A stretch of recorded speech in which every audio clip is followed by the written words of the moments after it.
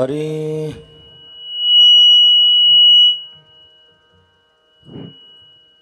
हरी वृंदावनी आनंदुरे विठ्ठलु देवाळवितिरे गोपाल रतले रे विठ्ठलु देवाळवितिरे निवृत्तीदासा प्रियो रे विठ्ठलु देवाळवितिरे गोपाल रतले रे विठ्ठलु देवाळवितिरे विठोबा रखुमाई विठोबा रखुमाई विठोबा रखुमाई विठोबा रखुमाई विठोबा रखुमाई विठोबा रखुमाई विठोबा रखुमाई विठोबा रखुमाई विठोबा रखुमाई विठोबा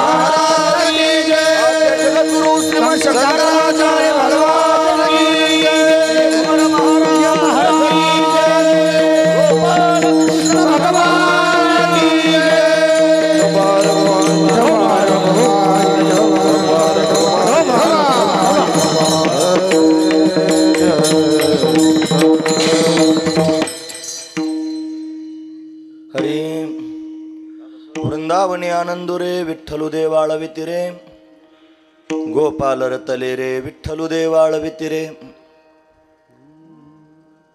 प्रस्तुत प्रसंगी कीर्तन रूपी सेवेकरिता निवडलेला अभंग माऊली महावैष्णव भगवान ज्ञानोबरायांचा 3 चरणांचा आणि वृंदावनातील दिव्य आनंद वर्णन करून सांगणारा अशा पद्धतीचा अभंग आहे. या अभंगामध्ये माऊली महावैष्णव भगवान ज्ञानोबराय आपल्याला काय प्रतिपादन करून सांगतात तत्पूर्वी आपण एकदा संतांना नमन करूया. श्री संताची माथा चरणावरी संताची माथा चरणावरी संताची माथा चरणावरी संताची माथा चरणावरी साष्टांग हे करी दंडवत साष्टांग हे करी दंडवत साष्टांग हे करी दंडवत हे विश्रांती पावल संभाळावतरी पावल संभाळावतरी पावल संभाळावतरी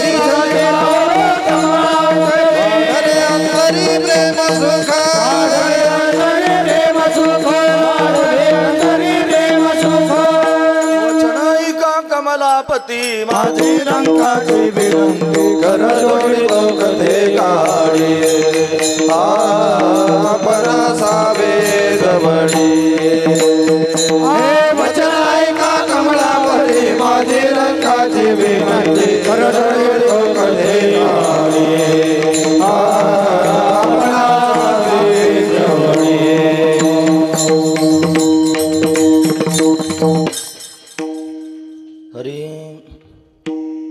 श्री संतांच्या माथा चरणावरी साष्टांग हे करी दंडवत विश्रांती पावलो सांभाळा उत्तरी वाढले अंतरी प्रेम सुख वृंदावनी आनंदुरे विठ्ठलु देवाळवितिरे गोपाल रतले रे विठ्ठलु देवाण आळवितिरे.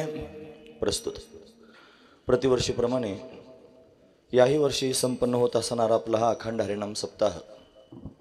या सप्ताहातील असणारी ही काल्याची म्हणजे प्रसादाची असणारी कीर्तन रूपी सेवा ही अकारण करुणा वरुणालय भक्तकाम कल्पद्रुम भगवान पांडुरंग परमात्म्याच्या अथांग करुणेनं त्याच्या दयेनं या सर्व संयोजक मंडळींच्या माध्यमातून ग्रामस्थांच्या माध्यमातून आमच्या वाटेला आलेली आहे। सेवेकरिता निवडलेला अभंग माऊली महाविष्णू भगवान ज्ञानोबरायांचा आहे।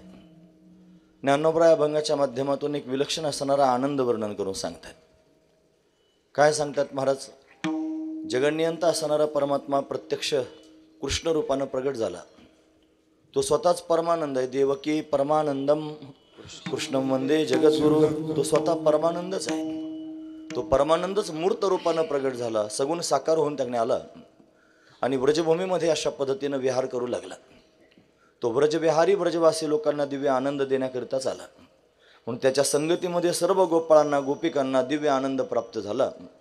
वृंदावनी आनंदुरे कसं काय प्राप्त झाला? विठ्ठलू देव आळवे तेरे, तोच विठ्ठल आहे जो मुरलीधर आहे, ज्याला आपण कृष्ण म्हणतो, श्यामसुंदर म्हणतो, गोविंद म्हणतो, माधव म्हणतो, केशव। हा गीताजीने उपदेशिली ते हे विटेवरी माऊली, म्हणून तोच श्रीकृष्ण परमात्मा विटेवरती उभा आहे। म्हणून ज्ञानोबराय कृष्णाचंच वर्णन करून सांगतात, फक्त त्याला विठ्ठल म्हणतात। त्याचं कारण आपण सर्वजण त्या कृष्णाला विठ्ठल रूपानं पाहतो ना, म्हणून त्यांनी विठ्ठल या शब्दानं त्याला अशा पद्धतीने संबोधतात। म्हणून विठ्ठलू देवाळवी तेरे, वृंदावनात आनंद का झाला? त्याचं कारण सगळे वृंदावनवासी व्रजवासी लोक विठ्ठल देवाची आराधना करत होते म्हणून। काय त्याची आराधना करत होते म्हणजे नेमकं काय करत होते? आळवत होते त्याला, म्हणजे नेमकं काय? त्याच्याशी रत झाले होते। गोपाळ रतले रे, रत होणे म्हणजे त्याच्या प्रेमामध्ये चिंब झाले होते, त्याच्या भक्तीमध्ये त्यांनी सक्रिय झाले होते। गोपाळ रतले रे, सर्वची सर्व गोपाळ भगवंताच्या चिंतनामध्ये निमग्न झाले होते आणि विठ्ठलू देव आळवी तरी त्याची आळवणी कशा पद्धतीने करत होते, म्हणून तर सर्वांना आनंद प्राप्त होत होता। पण त्या गोपाळांचं दिव्य असणारं वर्णन पाहून आपण सर्वजण त्याच प्रकारानं भक्ती करण्याकरिता उद्युत झालेलो आहोत। त्या व्रजवासी लोकांकडे पाहूनच आपण भक्ती करतो। आपली भक्ती कोणाकडे पाहू नये असा जर विचार केला तर आपण आपल्या श्रीगुरूंकडे पाहून त्यांनी भक्ती करतो। ते कोणाकडे पाहतात म्हणे? ते तुकोबरायांकडे पाहतात। ते कोणाकडे पाहतात म्हणे? नाथांकडे पाहतात। नाथ कोणाकडे पाहतात म्हणे? ज्ञानोबरायांकडे पाहतात। ज्ञानोबरायांना विचारतो तुम्ही कोणाकडे पाहता म्हणे? भाष्यकारा ते वाट पुसतू, मी शंकराचार्यांना रस्ता विचारतो। त्याने विचारलं तुम्ही कोणाकडे पाहता? ते म्हणजे मी व्यासदेवांकडे पाहतो। व्यासदेवाने विचारलं तुम्ही? ते म्हणले मी आपला उद्विग्न बसलो होतो शम्य प्रशाश्रमामध्ये आणि नारदजी महाराज आले, त्यांनी मला उपदेश केला 4 श्लोकांचा, जे भगवंतानं ज्ञान सांगितलं त्या ज्ञानाचा उपदेश अशा पद्धतीत गेला। ज्ञानम परमगुह्यम यद विज्ञान समन्वितम सरहस्यम तदंगंच गृहानगदितम मया यावानहम यथा भावो यद्रूप गुणकर्मना तथैव तत्वविज्ञानमस्तु ते मदनुग्रहात ब्रह्मदेवाला सांगितलं भगवंतानं आणि 4 श्लोकांचा उपदेश केला।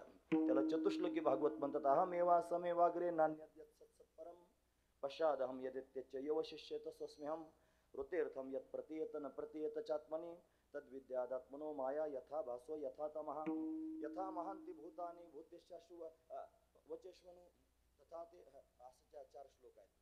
याला चतुश्लोकी भागवत असं म्हणतात। त्याचा उपदेश श्री नारदजी महाराजांनी व्यासदेवांना केला। मी नारदांकडे पाहून भक्ती करतोय। नारदांना विचारलं तुम्ही पण भक्तीमध्ये रत आहात, भक्तीचे आचार्य आहात, कोणाकडे पाहतात? त्याने भक्तीची व्याख्या सांगायला सुरुवात केली। ते म्हणजे आता तो भक्ती व्याख्या मी भक्तीची व्याख्या सांगतो। काय आहे भक्ती म्हणे? सात्वस्मिन परम प्रेम रूपात ती प्रेम स्वरूप आहे, भगवंतावर प्रेम करणं याचं नाव भक्ती आहे। म्हणून त्यांनी कशी आहे भक्ती म्हणे? मुखास्वादनवत, मुख्या माणसानं साखर खाल्ली की जशी सांगता येत नाही तशी त्यांनी भक्ती आहे। पण तरी नेमकी सांगा ना कोणासारखी? आम्ही भक्ती करायला तयार आहोत, पण कशी केली पाहिजे? एखादं उदाहरण तर सांगाल की नाही? मग उदाहरण सगळी यथा व्रज गोपिकानाम, तिथं व्रज शब्द वापरला। गोपिकांनी गोपाळांनी जशी भक्ती केली तशी त्यांनी आपण सर्वांनी केली पाहिजे। पण आपला जो वारकरी संप्रदाय आहे, हा वारकरी संप्रदाय त्या व्रजभूमीकडे पाहतो, ते व्रजवासी आहेत, म्हणून गोपिकांनी जशी भगवंताची भक्ती केली तशी भक्ती आपण सर्वजण करतो। पण गवळण आपल्या संप्रदायामध्ये फार महत्वाची आहे। सकाळचा काकडा जरी झाला तरी शेवटी गवळण म्हणली जाते। त्याच्यानंतर ते पूर्वीचे काही कीर्तनकार, त्यांनी भुसावळकर महाराज होते, ते कीर्तनाच्या शेवटी गवळण म्हणायचे। कीर्तन झालं की शेवटी गवळण म्हणायचे। जुने आता कीर्तनाच्या पद्धती बदलत चालल्या। हरिपाठाच्या शेवटी आपण गवळण म्हणतो। भजनाला जर फार जास्त उशीर झाला की लोक म्हणतात म्हणजे गवळणीवर येतं सगळं. म्हणजे काय आपल्या सगळ्यांचं टार्गेट जर काय असेल तर तेच आहे महाराज. त्यांनी जी भक्ती केली ती आपण करायची. म्हणून सगळ्या गोपाळांनी गोपिकांनी जी भक्ती केली, गोपाळ रतले रे विठ्ठलू देव आळविती रे, त्या विठ्ठल देवाची आळवणी करतात. हा त्यांनी दिव्य असणार भावन ज्ञानोबा म्हणतात. मी सुद्धा तेच करतोय. निवृत्ती दासा प्रियो रे, मी निवृत्तीनाथांचा दास आहे आणि मला सुद्धा त्या विठ्ठलाची भक्ती करणं, त्याला आळवणं प्रिय वाटतं. म्हणून मी सुद्धा विठ्ठल देव आळवितो रे, मी सुद्धा त्या विठ्ठल देवाची आळवणी करतोय. हा त्यातला दिव्य असत. जसे गोपाळ भगवंताची आळवणी करतात तसा मी सुद्धा त्यांनी भगवंताची आळवणी करतो. ज्ञानोबा वर्णन करून सांगतात. असा अभंगाचा सरळ अर्थ पाहण्याचा आपण प्रयत्न केला. विठोबा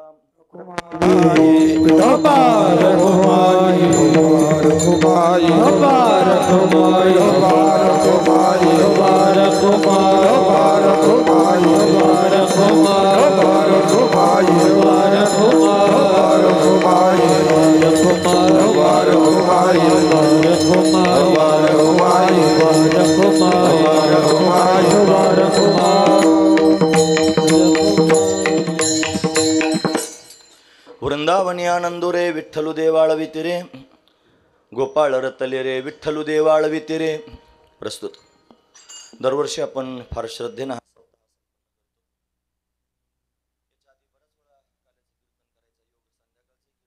योग सप्ताह जुळून या वर्षी सुद्धा भगवंताच्या कृपेने, घुमर ऋषींच्या कृपेने आणि पुन्हा एकदा आपल्या सर्वांच्या समोर सेवा करण्याचा हा योग आहे. अतिशय अल्पशा वेळेमध्ये सेवा करायची आहे. तास दीड तास आपल्या सर्वांना बोलायचं आहे.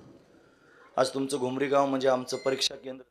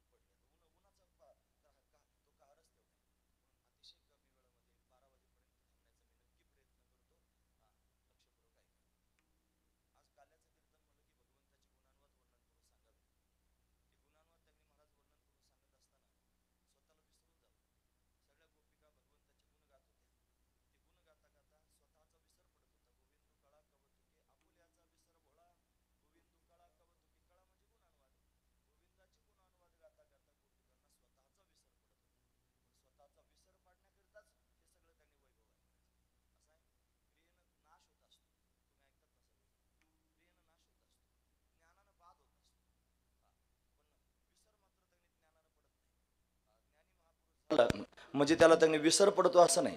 तर त्याचे सगळे व्यवहार त्यांनी होत असतात. फक्त ते व्यवहार बाधित अनुवृत्तीने होतात. बाधित अनुवृत्तीने होतात. त्याने संपूर्ण जगताचा बाधच करून टाकलेला असतो. बाध करणं म्हणजे काय? बाध करणं म्हणजे नाहीचा निश्चय करणं.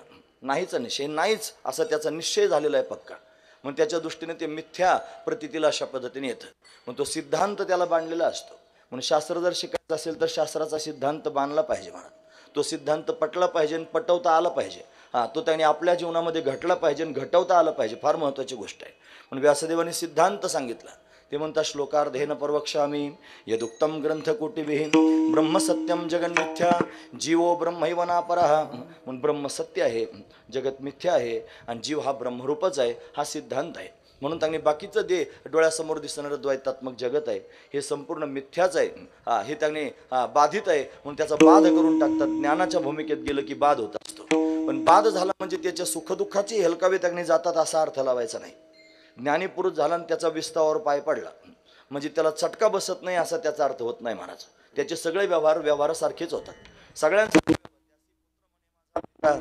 पत्नी म्हणे परता वर्तत असे. पत्नी म्हणते आमचे मालक आहेत, त्यांचा मुलगा म्हणतो त्यांनी माझे वडील आहेत, शिष्य म्हणतात त्यांनी आमचे आहेत, परंतु ते मात्र त्याच्यापेक्षा वेगळेच राहतात. परितो त्या परता वर्तत असे. पद्मपत्रमेवांभसा हे जसं वर्णन आहे, जसं त्यांनी कमळाचं पाण्यामध्ये त्यांनी असतं पण ओलं होत नाही, तसे ते संसारात राहून त्यांनी ओले होत. हेलकावे मात्र सहन करावे. सुखदुःखाचे हेलकावे पुरुषाला सुद्धा भोगावे लागतात महाराज. कारण ज्ञान झाल्यानंतर असं आहे कर्म लागत नाही, जळून जातं. म्हणजे ज्ञानाग्नीत सर्व कर्माने म्हणून ज्ञानाच्या अग्नीमध्ये त्यांनी संचित कर्म जळून जातं. क्रियामान कर्म त्यांनी भर्जित बीज न्यायाने त्यांनी लागू होत नाही. पण प्रारब्ध कर्म मात्र भोगावंच लागतं. तो ज्ञानी जरी असला तरी सुद्धा त्याला प्रारब्धानं जे जे प्रसंग समोर येतात ते भोगावे लागतात. असं आहे जोपर्यंत उपाधी आहे ना तोपर्यंत त्यांनी या सगळ्या गोष्टी सहन कराव्याच लागतील. म्हणून शरीर आहे जोपर्यंत आपलं प्रारब्ध आहे ते उपाधी रूपानं आहे म्हणून ते भोगावं लागतं. म्हणजे ज्ञानाने जे होतं त्याचं नाव आहे बाध. पण बाध जरी झाला तरी सुद्धा त्यांनी दुःखाच्या डोंगराला सामोरं जावं लागतं. पण आता हा पण कशाकरता घातला? भाऊ म्हणायचे. भाऊ म्हणजे वैकुंठवासी पंढरीनाथ महाराज देवकर, जे त्यांनी फार सुंदर त्यांनी वर्णन करून सांगायचे. सगळं काही सांगून घ्यायचं आणि मग पण म्हणायचं. पण म्हणलं की घोटाळा होतो ना महाराज. एवढं सगळं चांगलं सांगलं म्हणले पण. पणचा अर्थ काय होतो म्हणे तो पोहत पोहत नदीच्या पलीकडच्या काठापर्यंत गेला. पण आता पण म्हणल्यावर लोकांच्या मनात वेगवेगळे प्रकार निर्माण होतात ना. पलीकडच्या तटापर्यंत गेला मग तसा काय विचार दृष्टांतात सुद्धा कोणाला मारू नये महाराज. तो गेला पलीकडच्या कडेला पण थोडा दमला, त्याला दम लागला, गटांगळा खायला लागला. मग कसा बसा त्यांनी पलीकडच्या कडेला जाऊन पोहोचला. म्हणजे हा पण काय सांगतो हे असं झालं. म्हणजे त्यांनी ज्ञानी पुरुष आहे त्याला सगळं काही त्यांनी अशा पद्धतीने बोध प्राप्त झालेल्या आहे, सगळ्या गोष्टी आहेत.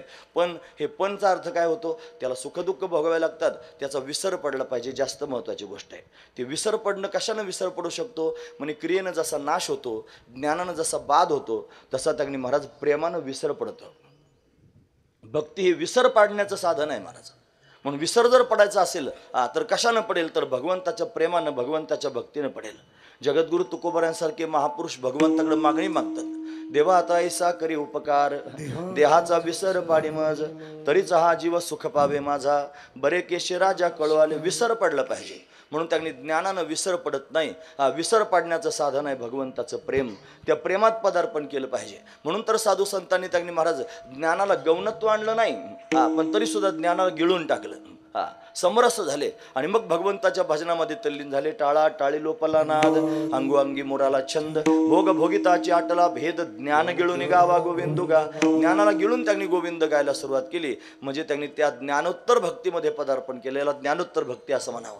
पुरुषार्थ सिद्धी चौथी घेऊन या आपल्या हाती, रिघाला भक्तिपंथी जगा देतो किंवा भक्ती सुखा लागी, आपण पेची दोन्ही भागी, वाटोनी अंगे सेवके बाने. भक्ती सुख प्राप्त करून घेण्याकरिता तो एक झालेला आहे, पण एकरूपता प्राप्त करून सुद्धा वास्तवाभेद आणि कल्पित भेदाचा स्वीकार करून भगवंताचं भजन करतो आणि ते भजनच त्याला आनंद देतं महाराज. हा दिव्य असणारा भाव आहे. त्याला विलक्षण आनंद असं म्हणायचं. भाऊ म्हणायचे आनंद वेगळा आणि विलक्षण आनंद वेगळा. विलक्षण आनंद म्हणजे काय? आनंद म्हणजे सगळेच लोक त्यांनी भोगतात, विषयातला आनंद. मागच्या नेमगावच्या कीर्तनामध्ये कृष्णाची या सुखे भूक नाही तहान अभंग होता ना, महाराजांनी सांगितलं होता. त्याच्यावर 10-15 वेळा तो अभंग घेतला असेल महाराज. कुठे गेले? इतका गोड अभंग आहे. त्याच्यात काय त्यांनी वर्णन करून सांगू? कृष्णाचे या सुखे भूक नाही तहान, सदा समाधान सकळांचे. गोड असणारा अभंग आहे. म्हणून त्यांनी महाराज त्याच्यामध्ये वर्णन आपण ऐकलं की सामान्य त्यांनी जीव असतात की नाही, म्हणजे सामान्य जीव विषयामध्ये आनंद मानतात. त्याच्याकरिता लाडूचं उदाहरण दिलं होतं निमगावात, तुम्ही जर ऐकलं असेल तर. लाडूमध्ये साखरच नाही घातली तर लाडू गोड लागेल का? लोक म्हणतात लाडू गोड असतो. लाडू गोड नसतोच महाराज, साखर गोड असते, हा महत्वाचा विचार. तसं विषयामध्ये आनंद नसतोच, विषयानंद त्यांनी लोक म्हणतात त्याला. तो आनंद आत्मस्वरूपाच्या ठिकाणी असतो. चंचल असणारी वृत्ती स्थिर झाली की त्या वृत्तीमध्ये आत्मानंदाचं भान होतं. म्हणून आपल्याला असं वाटतं विषयातून आनंद प्राप्त झाला, पण तसं नसून आपल्या आत्म्याच्याच ठिकाणी त्यांनी असणारा आनंद आहे. म्हणून आत्मानंदापेक्षा श्रेष्ठ, विषयानंदापेक्षा श्रेष्ठ आहे आत्मानंद. त्या आत्मानंदाच्या ठिकाणी महापुरुष अशा पद्धतीने तल्लीन राहतात. ते आत्मस्वरूपाच्या ठिकाणी स्थिर झालेले असतात. पण ते फक्त आत्मा तरी का म्हणावं, ते ब्रह्मच आहे. फक्त परिच्छिन्नत्व हे शरीरामुळे त्याला आत्मा असं नाव पडलं महाराज.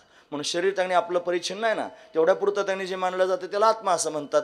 म्हणून त्यांना व्यापक बोध प्राप्त झाला की मग सर्व ठिकाणी कानाकानात आणि तो परमानंद प्रतीतेला येतो. मग वाड धाकुटेनं म्हणती सजीव निर्जीव नेनती देखील या वस्तू ते उजलुटीती मीच म्हणून ज्ञानोबराय सांगतात. सर्व ठिकाणी मीच गच्च भरलेलं आहे. चराचरातून स्वस्वरूपाची संवेदना त्यांनी घेतात. नांदतेनं भेदे परी तो भेद न देखत नांदे, भेदात राहतो पण भेद न पाहता अशा पद्धतीने वावरतो. म्हणजे चराचरातून स्वस्वरूपाची संवेदना घेत राहतो. दिव्य असणारा आनंद त्याला प्राप्त होतो. पण आता परत इथं पण आला, तो सर्व ठिकाणी गच्च भरले पर्यंत ठीक आहे, पण त्याचा विशेष आनंद जर प्राप्त करून घ्यायचा असेल तर त्याला सगुण साकार करूनच डोळ्यासमोर उभं केलं पाहिजे. बाकी कोणत्याच माध्यमातून तो आनंद घेता येत नाही. महाराज म्हणतात मन वाचातीत तुझे स्वरूप म्हणून या माप भक्ती केली. भगवंताचं जे स्वरूप आहे ते मनाच्याही पलीकडचं आहे. मनाची नखीन लगे तिथं मन पोहोचत नाही महाराज. इंद्रिय त्याने महाराज तिथपर्यंत जाऊ शकत नाहीत. म्हणजे मनाला कळत नाही, इंद्रियांना कळत नाही, बुद्धीला कळत नाही. तो कोण्या प्रमाणाचा विषय होत नाही महाराज. प्रत्यक्ष प्रमाण, अनुमान प्रमाण, उपमान प्रमाण, अर्थापत्ती प्रमाण, अनुपलब्धी प्रमाण, हे सगळीची सगळी प्रमाणं फिकी पडतात महाराज. कोणी त्याचं वर्णन वेद त्याने महाराज शब्द प्रमाण म्हणजे प्रबल असणारं प्रमाण आहे. शब्द प्रमाण, शब्द हा बहुसार उपकाराची राशी श्रेष्ठ असणारं त्यांनी शब्द, वेद हा शब्द प्रमाण आहे. म्हणून वेद जरी जाणण्याचा प्रयत्न करतो तरी सुद्धा वेद जाणू गेला पुढे मौनावला ते गुह्य तुझला प्राप्त कैसे. म्हणजे वेदालाही कळत नाही, पुसू नका बाई वेदाशी काही ठाऊकच नाही, त्याला माहीतच नाही महाराज. म्हणून वेद हा मौन श्रुती म्हणती नेती नेती असं असणार ते परमात्मा स्वरूप आहे. म्हणून ते मनाला कळत नाही, ते वाणीला कळत नाही, कोणत्याच वाणीचा विषय होत नाही. परावाणीच्या पलीकडे राहणारं ते ठिकाण आहे महाराज. महत्वाची गोष्ट आहे. म्हणून परा पश्यंती मध्यमा वैखरी 4 वाणी आहेत की नाही, या वाणी त्याच्या ठिकाणी कुंठित होऊन जातात. ते त्याच्या पलीकडचं आहे. मन वाचा तीत तुझे हे स्वरूप म्हणून या माप भक्ती केली. म्हणून भक्तीचं माप केलं आणि त्या भक्तीच्या मापानं मोजायला सुरुवात केली. भक्तीची या मापे मोजितो अनंता इतराने तत्वता न मोजावे. म्हणून तत्वता इतर मापाने मोजता येत नाही, म्हणून भक्तीच्या मापानं मोजायचं. दिव्य महापुरुषांना दिव्य बोध प्राप्त झाला, पूर्णत्वाला गेले. पूर्णत्व प्राप्त करणं म्हणजे काय हो? पूर्णत्व प्राप्त करणं म्हणजे जीवपणा संपून जाणं आणि स्वरूपाचा बोध होऊन त्यांनी मी व्यापक आहे, मी सच्चिदानंद स्वरूप आहे असं कळणं, हा पूर्णत्वाचा बोध आहे महाराज. साधू संतांची कृपा झाल्याशिवाय होत नसतं. महाराज म्हणतात रक्तश्वेत कृष्ण पीतप्रभा भिन्न चिन्मय अंजन सुदले डोळा तिने अंजन गुणे दिव्य दृष्टी झाली. कल्पना निमाली द्वैताद्वैत देश काल वस्तू भेद मावळला. आत्मा निर्वाळला विश्वाकार न झाला प्रपंच आहे परब्रह्म. अहम सोहम ब्रह्म कळले तत्वमसी विद्या ब्रह्मानंदी सांग. त्याची झाला अंग तुका. आता ही व्यापक स्थिती निर्माण झाली. ते म्हणतात अनुरेणुया थोकडा तुका आकाशा एवढा. जळोनी सांडिले कलेवर भवभ्रमाचा आकार. सांडिली त्रिपुटी दीप उजाळला घटी. तुका म्हणे आता उरलो उपकारा पुरता. अशी त्यांची अवस्था आहे महाराज. तुकोबारांनी श्रुतीचा अनुवाद करून सांगितला. श्वेताश्वत्र नावाच्या उपनिषदामध्ये श्रुती आहे. अनोरनियान महतो महियान आत्मस्य जंतुर निहितो गुहायाम तमक्कर्तु पश्यति वितशोका धातू प्रसादान महिमान आत्मन असं त्यांनी वर्णन त्या श्रुतीमध्ये आहे. त्याचा अनुवाद तुकोबारांनी करून सांगितला नव्हे. ती स्थिती तुकोबारांना बांधली. पण अशी स्थिती बांधली असून सुद्धा अद्वैत भावाला प्राप्त झालेला असून सुद्धा त्याच्या समाधान मात्र प्राप्त झालं नाही. महाराज म्हणतात अद्वैती तो नाही माझे समाधान.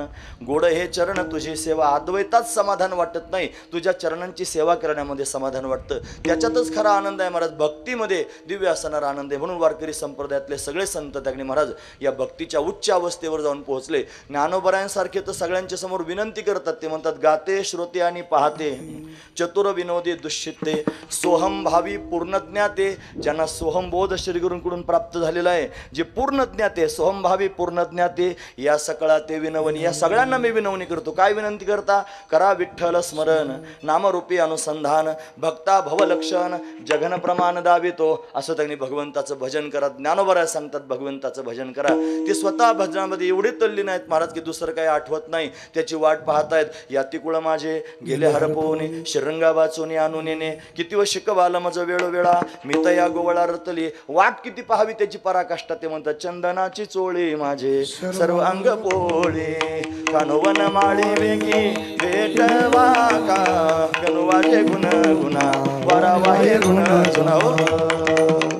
दिव्य अवस्था प्राप्त झाली. त्याच्याकरिता अवस्था लावून गेला अजून का नाही, अशी त्यांनी पहिल्या वेळाची वेळी अंगणी उभी ठेली. कितीतरी प्रमाण मला तुमच्या समोर सांगता येतील की ज्ञानोबरायांसारखे ज्ञानी ते फक्त ज्ञानी नाहीत, ते चालते ज्ञानाचे बिंब, तयाचे अवयव सुखाचे कोंब, येर मनुष्यपण ते भांब. मनुष्यपण फक्त दाखवायलाच आहे महाराज लौकिक. म्हणून त्यांनी महाराज ते प्रत्यक्ष ज्ञानच ज्ञानोबरायांच्या रूपानं प्रगट झालेलं आहे. ज्ञानाचं काय कौतुक त्यांनी सांगावं महाराज. ज्ञान त्यांच्या रूपानं वास्तव्य करत आहे आणि ते वास्तव्य करणारं ज्ञान सुद्धा भक्तीमध्ये चिंब झालेलं आहे. ती भक्ती अतिशय श्रेष्ठ आहे. हा महत्वाचा विचार आहे. कुठे प्राप्त होईल, कसा तो भक्तीचा आनंद प्राप्त होईल. सर्वश्रेष्ठ असणारा आनंद जर कोणता असेल तर भक्तीतला आनंद आहे महाराज. म्हणून त्या भक्तीचा आनंद घेण्याकरिता उतावीळ झाले. मग त्यांनी महाराज त्या परमात्म्याला सगुण साकार करण्याकरिता आणि त्यांनी अट्टहास करू लागले. महत्वाची गोष्ट आहे. तो निर्गुण निराकार असणारा परमात्मा शब्दांच्या पलीकडचा आपण आत्ताच ऐकलं कोणाच प्रमाणाचा विषय होत नाही. म्हणून त्यांनी हे दिव्य महापुरुष ज्ञानानं पूर्णत्वाला प्राप्त झाले, पण समाधान प्राप्त करून घेण्याकरिता असं आहे, ज्ञानामध्ये स्थिरता असते.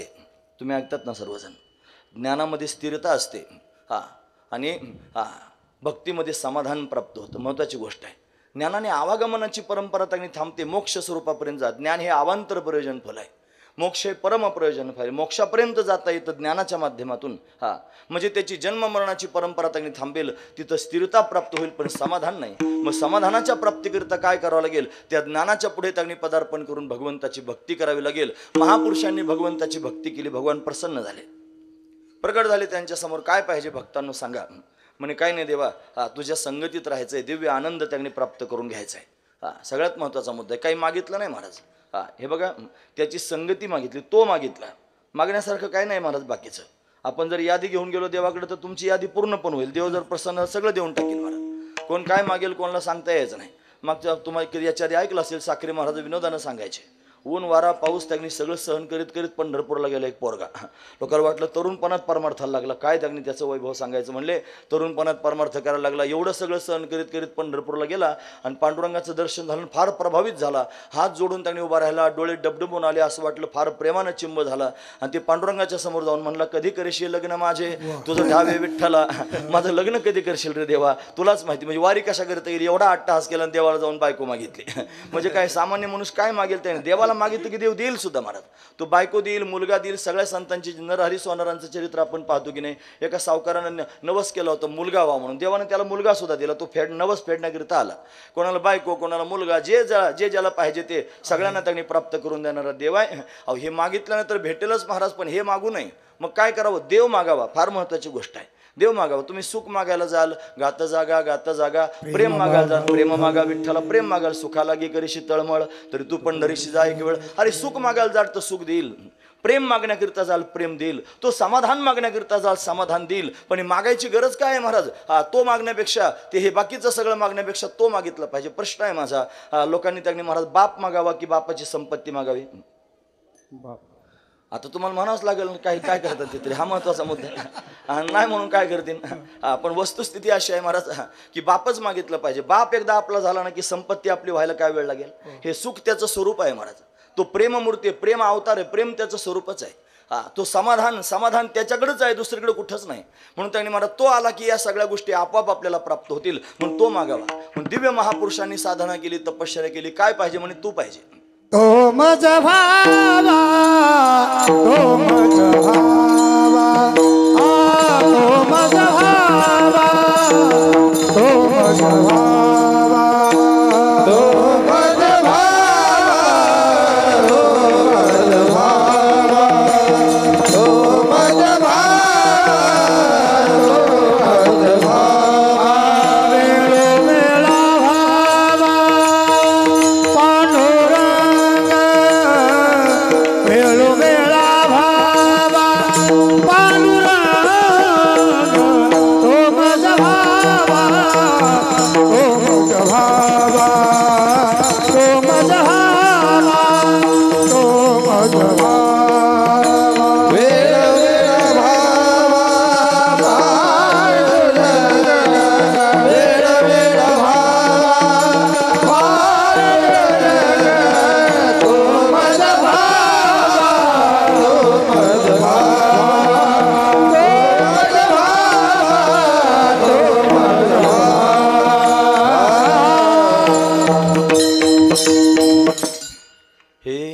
माझी संसार सुफळ झाला गे माय, देखिले पाय विठोबाचे, तो मज भावा तो मज भावा, वेळोवेळा भावा पांडुरंग, तोच पाहिजे, दुसरं काहीच नाही पाहिजे. तो सगळं द्यायला समर्थ आहे ना, तो आपला झाला पाहिजे. म्हणून तू पाहिजे देवा, तुझी संगती पाहिजे, तुझ्या संगतीत राहावंसं वाटतंय, तुला डोळे भरून पाहावंसं वाटतंय, पाहिन श्रीमुख, तुला आलिंगन द्यावंसं वाटतंय, देईन आलिंगन, तुझ्याहून जीव ओवाळून टाका वाटतोय, जीवे निंबलन उतरीन. हे महत्वाचे भाव आहेत महाराज. एकांतात बसून तुझ्याशी बोलावं वाटतंय, पुसता सांगेन हितगुज मात, बैसून एकांत सुख गोष्टी, असं वाटतंय देवा तुझ्याकडून काही नको आहे. ही भावना आहे, तुझ्या संगतीत राहावं.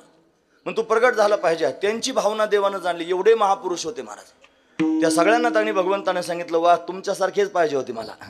नाहीतर मग मागणारे फार असतात, देवा एवढं सौदेबाजी करतात लोक, एवढं होते तुला 11 नारळाचं तोरण बांधीन, एवढं त्यांनी होते फक्त तुला एवढे नारळ फोडीन, एवढं होते फक्त मी असं करीन, असं करीन. हा सौदा आहे मला. सौदेबाजी करणारे फार आहेत. देवाबरोबर सौदा करायचं. हे बघ, हे एवढं दिलं की एवढं दिलं पाहिजे, तो महत्वाची गोष्ट आहे. मग सौदेबाजी करणारे फार आहेत जगामध्ये, देव मागणारे फार कमी आहेत. देवच पाहिजे असं म्हणणारे सापडले, देवाला आनंद झाला. त्यांच्याबरोबरच उड्या मारायला आवडतात. हरितैसे हरीचे दास म्हणून त्यांनी काही भय नाही, चिंता नाही, आस नाही, काही नाही महाराज त्यांच्यावर. फक्त हरीसारखीच त्यांची अवस्था आहे. बेधुंद होऊन त्यांनी त्यांच्या स्वरूपामध्ये मस्त झालेले आहेत. म्हणे ठीक आहे, मी येणार आहे, तुम्हा सर्वांना आनंद देण्याकरिता येतो. म्हणे कुठे येणार आहे? म्हणे द्वापार युगामध्ये, आणि व्रजभूमीत मी प्रत्यक्ष प्रगट होणार आहे. व्रजभूमी 84 कोस आहे महाराज. म्हणून ते 84 कोस ब्रजभूमीमध्ये अनेक महापुरुष प्रगट झाले. अनेक गावं 84 कोस ब्रजभूमीमध्ये आहेत. लोक त्याची परिक्रमा करतात. म्हणजे प्रदक्षिणा 84 कोस ब्रजभूमीची प्रदक्षिणा दिंडीसारखी. वृंदावनाची परिक्रमा करतात. आम्ही वृंदावनात गेलो की वृंदावनाची परिक्रमा करतो. गोवर्धनाची परिक्रमा करतात, राधाकुंडाची परिक्रमा करतात, बरसाण्याची परिक्रमा करतात. तिथं परिक्रमा करण्याला फार जास्त महत्व आहे. म्हणून 84 कोस आहे ब्रजभूमी. सगळेच महापुरुष, तपस्वी असणारे ज्ञानी महापुरुष प्रत्यक्ष प्रगट झाले. आता ते ज्ञानी नाहीत असं कसं आपण कसं म्हणावं?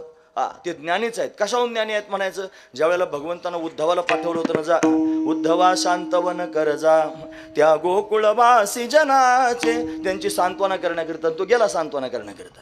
आणि त्यांना तत्वज्ञान सांगायला लागला. तो म्हणलंय बघा, चाराचारात त्यांनी ब्रह्मगच्च भरलेलं आहे, सर्वम खलुदम ब्रह्म नेहना नसती किंचन ईश्वरो जीवकला या प्रविष्टो भगवान. ते लागलं तत्वज्ञान सांगायला. ते म्हणले गप राहा तुझं तत्वज्ञान. मग त्याने गीत गायलं महाराज. त्याला भ्रमर गीत असं म्हणतात. मधुपकित व बंधू मास पुरुषाघ्रीम सपत्न्या कुचविलुलित माला कुंकुमश्मश्रुभिर्ण वहतो मधुपतिस्तन मानिनी नाम प्रसादम. लांबलंच काय ते भ्रमर गीत.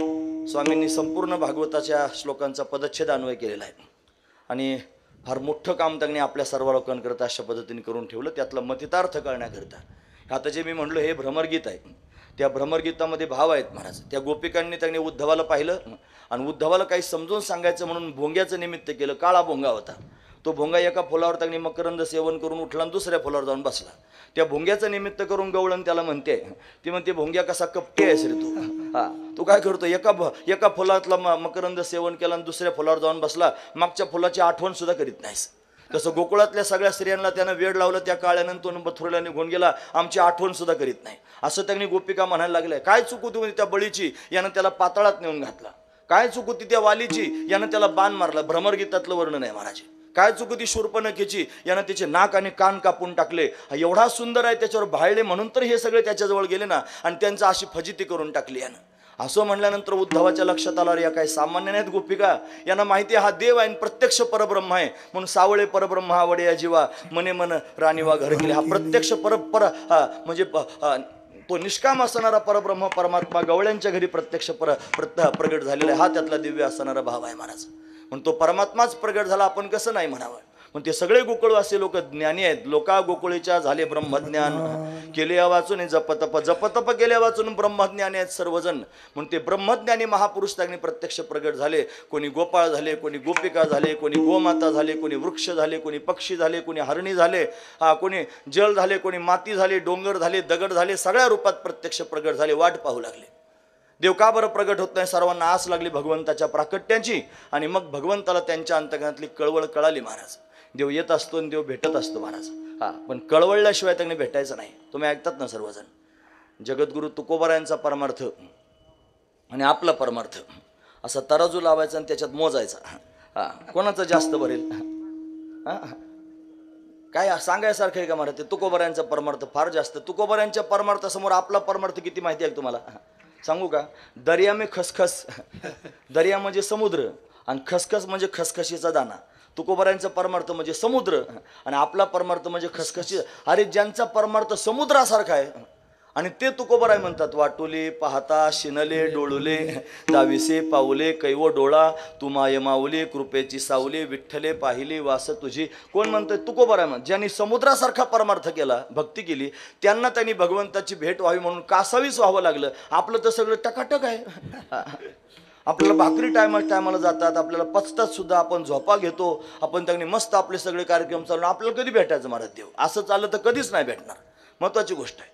म्हणून त्याला भेटण्याकरिता कासावीस झालं पाहिजे ना, त्याला भेटण्याकरिता व्याकुळ झालं. अरे नामदेव महाराजांना प्रत्यक्ष भेटत होता, बोलत होता, त्यांना सुद्धा कधी कधी व्याकुळ व्हावं लागायचं. हे असुवे दाटली उभारो निबाहे नामा वाट पाहे रात्रंदिन भेटसे केधवा माझी आजीव लगा ये गा पांडुरंगा माय बापा. नामदेव महाराजांसारख्यांना म्हणावं लागत होतं, अरे आसुवे दाटली उभारून बाहे नामा वाट पाहे रात्रंदिवस. अरे त्यांना जर वाट पाहावी लागते, आपली काय गणित आहे? कुठं मांडायचं गणित? पण भगवान येत असतो, पण केव्हा येत असतो? आपण वाट पाहिल्यानंतर येत असतो. असं कीर्तन सुरू झालं की आपल्या मनाला थोडे प्रश्न विचारत जायचे. आज मला जास्त आरडाओरडा करून हातवारी करून बोलणं शक्य होणार नाही, मी परीक्षा देतोय म्हणून तरी सुद्धा आपण लक्षात घ्या महाराज. काय काय लक्षात घ्यायचं याच्यातून? हे शिकायचं. मी काय शिकवण्याकरिता आलो नाही, पण शिकत राहायचं. आपण कीर्तन शिकण्याकरिताच असतं. म्हणजे ज्ञानदीप लावू जगे हे म्हणतात की नाही, आपापच ज्ञान होतं कीर्तनात. प्रश्न विचारू नका, उत्तर आपोआप मिळतात. परत सांगतो, प्रश्न विचारायचेच नाहीत, उत्तर आपोआप मिळतात. म्हणजे प्रश्न मनातच ठेवायचा, त्या प्रश्नांची उत्तर आपोआप कथा कीर्तनांच्या माध्यमातून मिळत असतात महाराज. म्हणून याच्यातून शिकायचं. काय शिकायचं याच्यातून? वाट पाहिल्याशिवाय देव येत नसतो, कासावीस झाल्याशिवाय देव येत नसतो, व्याकुळता अंतकरणात निर्माण झाल्याशिवाय देव येत नसतो. उगा माळ घातली, गण लावला आणि हरिभक्तीपरायण झालं त्याचं काम, मग तेवढ्यानेच देव भेटला. अशानेच भेटत नसतो देव. माळ मुंडक्यात अडवली म्हणजे लगेच ताबडतोब तो परमार्थिक झाला असा त्याचा अर्थ होत नाही. खोटी ठोकली आणि खोटीला माळ अडकवली आणि 12 वर्ष खोटीला माळ ठेवली आणि देव खोटीला भेटायला, असं कधी होईल का?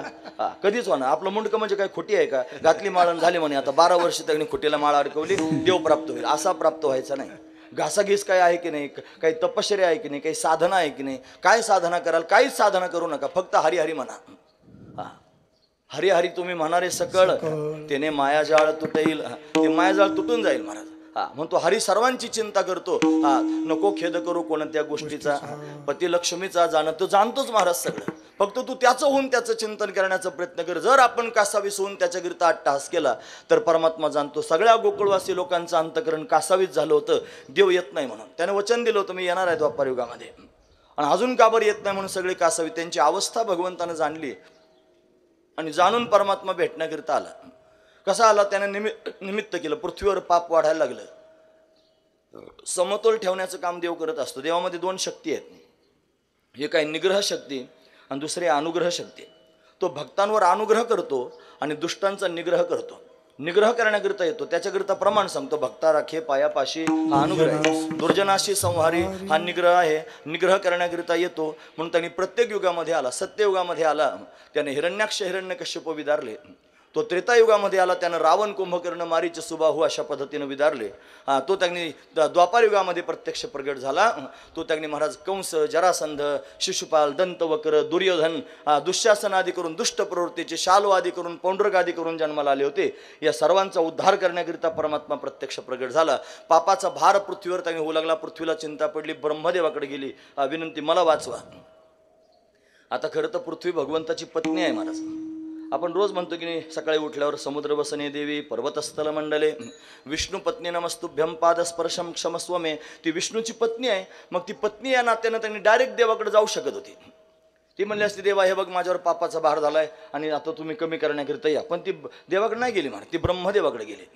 का बरं ब्रह्मदेवाकडे गेली? तिला माहिती आहे आपला पती म्हणजे कलियुगातले पतीसारखा नाही. बायको म्हणली का लगेच त्यांनी जसं म्हणेल तसं करायला तयार असला नाही. मग जर समजा मी गेले आणि माझं म्हणणं त्याने ऐकलं नाही, मग काय करायचं? मग त्यांनी तो कोणाचं म्हणणं ऐकू शकतो? माणूस किती मोठा असला आणि बलवान असला, त्याचं लेकरू जर त्याच्यासमोर त्यांनी असलं, किती हिंद केसरी, मी महाराष्ट्र केसरी तरी कशाला म्हणू, हिंद केसरी, घराच्या बाहेर जायला लागला आणि बाहेर जायला लागलं की त्याचं ते छोटंसं लेकरू त्यांनी रांगत रांगत जवळ आलं आणि बाबा बाबा करून त्याचं धोतर धरलं की बसतंय खाली, खाली बस म्हणलं की बसतंय. नुसतं बसत नाही महाराज, ते जर म्हणलं ना बाबा मला घोडा घोडा लगेच पाठीवर घेतोय. पदरी घाली पिळा पदरी घाली पिळा पदरी घाली पिळा हे पदरी घाली पिळा दुर्बळा सेवा बाबा दुर्बळा त्या बाळा बाबा दुर्बळा सेवा बाबा दुर्बळा सेवा पदरी घाली पिळा बाप निर्बळ त्या बाळा. म्हणून त्याने महाराज केवढाही बलवान असणारा बाप तरी पण त्या बाळाच्या समोर तो निर्बल होतो, म्हणजे तो शांत होतो. म्हणजे त्याने महाराज तो जर म्हणला ना घोडा व्हायला की टुकडुक टुकडुक घोडा होतो. महाराज काय होतात लोक, गाढवं होतील, घोडे होतील, कोणासमोर काय होतील. ज्ञानोबराय फार विनोदी एखादा शब्द असा वापरतात महाराज. ते म्हणतात चित्ताराधी स्त्री येते तो तेच आणि छंदे नाचे. आणि त्याच्याकरता दृष्टांत दिला का माकड गारुड्याचे जैशापरी. म्हणजे गृहस्थी माणसाला जो बायकोचा त्यांनी दास झालेला आहे, श्रयीन झालेला आहे, भागवतात असं वर्णन आहे महाराज. तो ध्रुव जंगलात तपश्चर्या करायला गेला आणि त्याचा बाप होता उत्तानपाद. त्या उत्तानपादाचा राग आला नारदाला. नारदजी महाराज त्यांनी गेले त्याला रागवण्या, पण तो डोक्याला हात लावून बसला. तो म्हणजे राजन किम ध्यायसी दीर्घम मुखेन परिशिष्यता किंवा न ऋष्यते कामम धर्मवार्थो न संयुता. काय तुला कमी पडलं सांग. मग तो म्हणला महाराज माझ्याकडून चूक झाली. म्हणजे काय झालं, माझं 5 वर्षाचं लेकरू मी जंगलात जाताना पाहिलं, श्रयीन झालो. श्रयीन हा श्रयीन शब्द भागवतात आला. श्रयीन म्हणजे काय, पत्नीच्या अधीन असणारा पुरुष, त्याला श्रयीन म्हणायचं. आता ज्ञानोबरांना तोच श्रयीन सांगायचा आहे, पण ज्ञानोबरा विनोदी भाषेत सांगतात का माकड गारुड्याचे जैशापरी. म्हणजे बायको त्याने महाराज नाच म्हणले की नाचायला सुरुवात करतो. कसा नाचतो म्हणजे गारुड्याचं माकड जसं नाचतो तसं तिच्या पुढे नाचतो. हा महत्वाचं. म्हणजे बायको पुढे नाचू नये असं मला बायकांची निंदा करायची नाही. हा लक्षपूर्वक आहे का. मग नारी की निंदा मत करे यारा नारी रतन की खान जिस नारी से पैदा होय शुक भीष्म हनुमान. असं वर्णन आहे महाराज. नारी त्याने अति म्हणजे यत्र नारी असतो पूजनते रमंती तत्र देवता असं म्हणतो. म्हणाल इकडून नाही त्यांनी फटकानायचं आणि तिकडून नाही आंजरून गोंजरून घ्यायचं. तसलं माझं म्हणणं नाही. माझं म्हणणं असं आहे की बायकोचं काय ऐकायचं नाही, बायकोचं काय ऐकायचं. बायको म्हणजे काय सामान्य नसते महाराज. भोजन करायला स्वयंपाक करते नाही भोज्येशू माता. ती त्यांनी विहार करते पतीवर शयनेशू रंभा. ती कार्य करण्याकरिता समोर येते कार्येशू मंत्री. तिची वेगवेगळी रूपं असतात महाराज. पत्नी अशी अनेक अंगाने पाहिली जाते. मग ती सर्वश्रेष्ठ आहे. फार त्यांनी बळीसारखा बांधला गेला आणि बळी बांधल्यानंतर त्यांनी महाराज त्याला आता चिंता पडली. 2 पावलं जमीन तर त्याने दिली, त्यानं 3रा पाय कुठे ठेवायचा प्रश्न पडला महाराज. आणि ते भगवान वामन रूपामध्ये प्रगट झाले. त्यांनी बळी रडायला लागला. रडायला लागल्यावर काय झालं माहिती आहे तुम्हाला, त्याची बायको समोर आली, बळीची बायको समोर आली आणि त्याला म्हणली का रडता. म्हणे रडू नको तर काय करू. त्याने 3 पावलं जमीन मागितली आणि मला 2च देता आले, 3रा पाय ठेवायला जागा नाही. मग बायकोनं सल्ला दिला. ती म्हणली अहो तुमचं शरीर द्या ना. म्हणे शरीराने काय होईल. म्हणे शरीर सुद्धा भूमीचं आहे. कशाची भूमी आहे, हे पाप आणि पुण्य पिकवण्याची भूमी आहे, ही देऊन टाका. असं म्हणल्यानंतर त्यांनी बळीनं स्वतःचं दान देऊन टाकलं. आत्मनिवेदन भक्ती केली. भगवंतानं ते त्याच्या मस्तकाला स्पर्श केला की सुतलात नेऊन घातला. म्हणजे त्याची जागा त्याला दाखवली. लोक म्हणतात तुमचा देव आला आणि त्यानं बळीला पाताळात नेऊन घातलं. वक्ते बाबा फार सुंदर सांगायचे. त्यांच्याकडे एक माणूस गेला 28 प्रश्न घेऊन. त्याच्यात एक प्रश्नच होता, तुमच्या देवाने एवढा त्यांनी पुण्यवंत बळी होता आणि त्याला पाताळातच घातलं. म्हणले काय रे तुला बळीचा फार पुळका आला. त्यांचे शब्द आहेत बरं. ते म्हणे बळी काय तुझ्याचा नवरा होता. म्हणजे का बरं तुला बळी. अरे बळीने काय केलं, त्रैलोक्याचं राज्य प्राप्त करून घेतलं. स्वर्गावर अधिपती, स्वर्गातला इंद्र हाकलून दिला आणि त्याच्या जागेवर बसला. म्हणजे एखाद्या माणसाने यायचं, घरातले लोक हाकलून द्यायचे आणि स्वतः त्याच्या घरात जाऊन. चांगली गोष्ट आहे का. मग काय केलं देवानं, त्याची जागा त्याला दाखवून दिली. हा महत्वाचा विचार आहे. असू द्या. मला बायको सांगायची होती ना, म्हणून बळीची असणारी पत्नी. बघा पत्नी किती महत्वाची असते सांगतो तुम्हाला. आता हे ब्रह्मचार्यांच्या समोर पत्नी सांगायला लागले. काय करू. पण महत्वाचा मुद्दा लक्षपूर्वक आहे का. म्हणजे त्याच्या बायकोनं सांगितलं 3रं पाऊल ठेवायला जागा द्या. मग ते पाताळात देऊन घातलं. भगवान प्रसन्न झाले. म्हणे बळी अरे आत्मनिवेदन केलं, सगळं मला देऊन टाकलं, मी काय देऊ तुला. म्हणे काय नाही, तू दारात चोपदार होऊन उभा राहा. मग देव त्याच्या दारात चोपदार उभा राहिला. आता चिंता पडली देवाच्या बायकोला.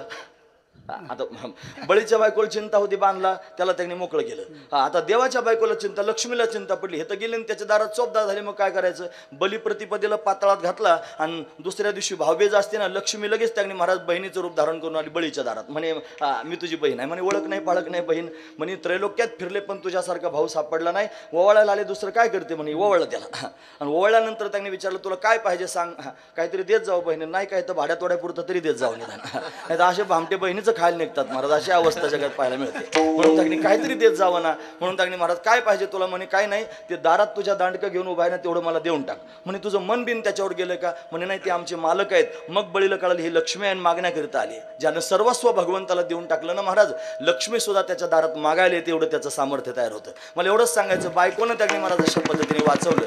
दिव्य असणारा भाव आहे. म्हणजे माणसाच्या ठिकाणी लवचिकता निर्माण होते. किती मोठा बलाढ्य जरी असला तरी सुद्धा तो आणि अशा पद्धतीने आकळू शकतो. लहान लेकरू त्यांनी धोतर धरून ओढायला लागलं की ते बाप तिथं थांबतोय. महाराज पदरी घाली पेळा, बाप निर्बळ त्या बाळा. या नियमानुसार देवानं जर माझं म्हणणं ऐकलं नाही तर काय करायचं? मग ब्रह्मदेव भगवंताचा मुलगा आहे. मग ब्रह्मदेवानं जर लढीवाळपणे भगवंताला सांगितलं की देवा काहीतरी उपाय करा, पृथ्वीवर पापाचा भार झाला, तुम्ही त्यांनी तिला सोडवण्याकरिता वाचवण्याकरिता पापमुक्त करण्याकरिता जा. मग ब्रह्मदेवानं त्यांनी महाराज पृथ्वीचं गारण ऐकलं आणि भगवंताचं स्तवन केलं. नमोस्तवनंताय सहस्रमूर्ते सहस्रपादाक्षी शिरोर्वाहवे सहस्रनामने पुरुषाय शाश्वते सहस्रकोटी युगधारिणे नमः. नमः कमलनाभाय नमस्ते जालशायिने नमस्ते केशवानंत वासुदेव नमस्तुते. नमो ब्रह्मण्य देवाय गो ब्राह्मण हिताय च जगत हिताय कृष्णाय गोविंदाय नमः. भगवंताचं स्तवन केलं. भगवान प्रसन्न झाले. आकाशवाणीद्वारा सांगितलं देवकीच्या गर्भात येईल भगवान, रक्षिल ब्राह्मण गायी भक्त.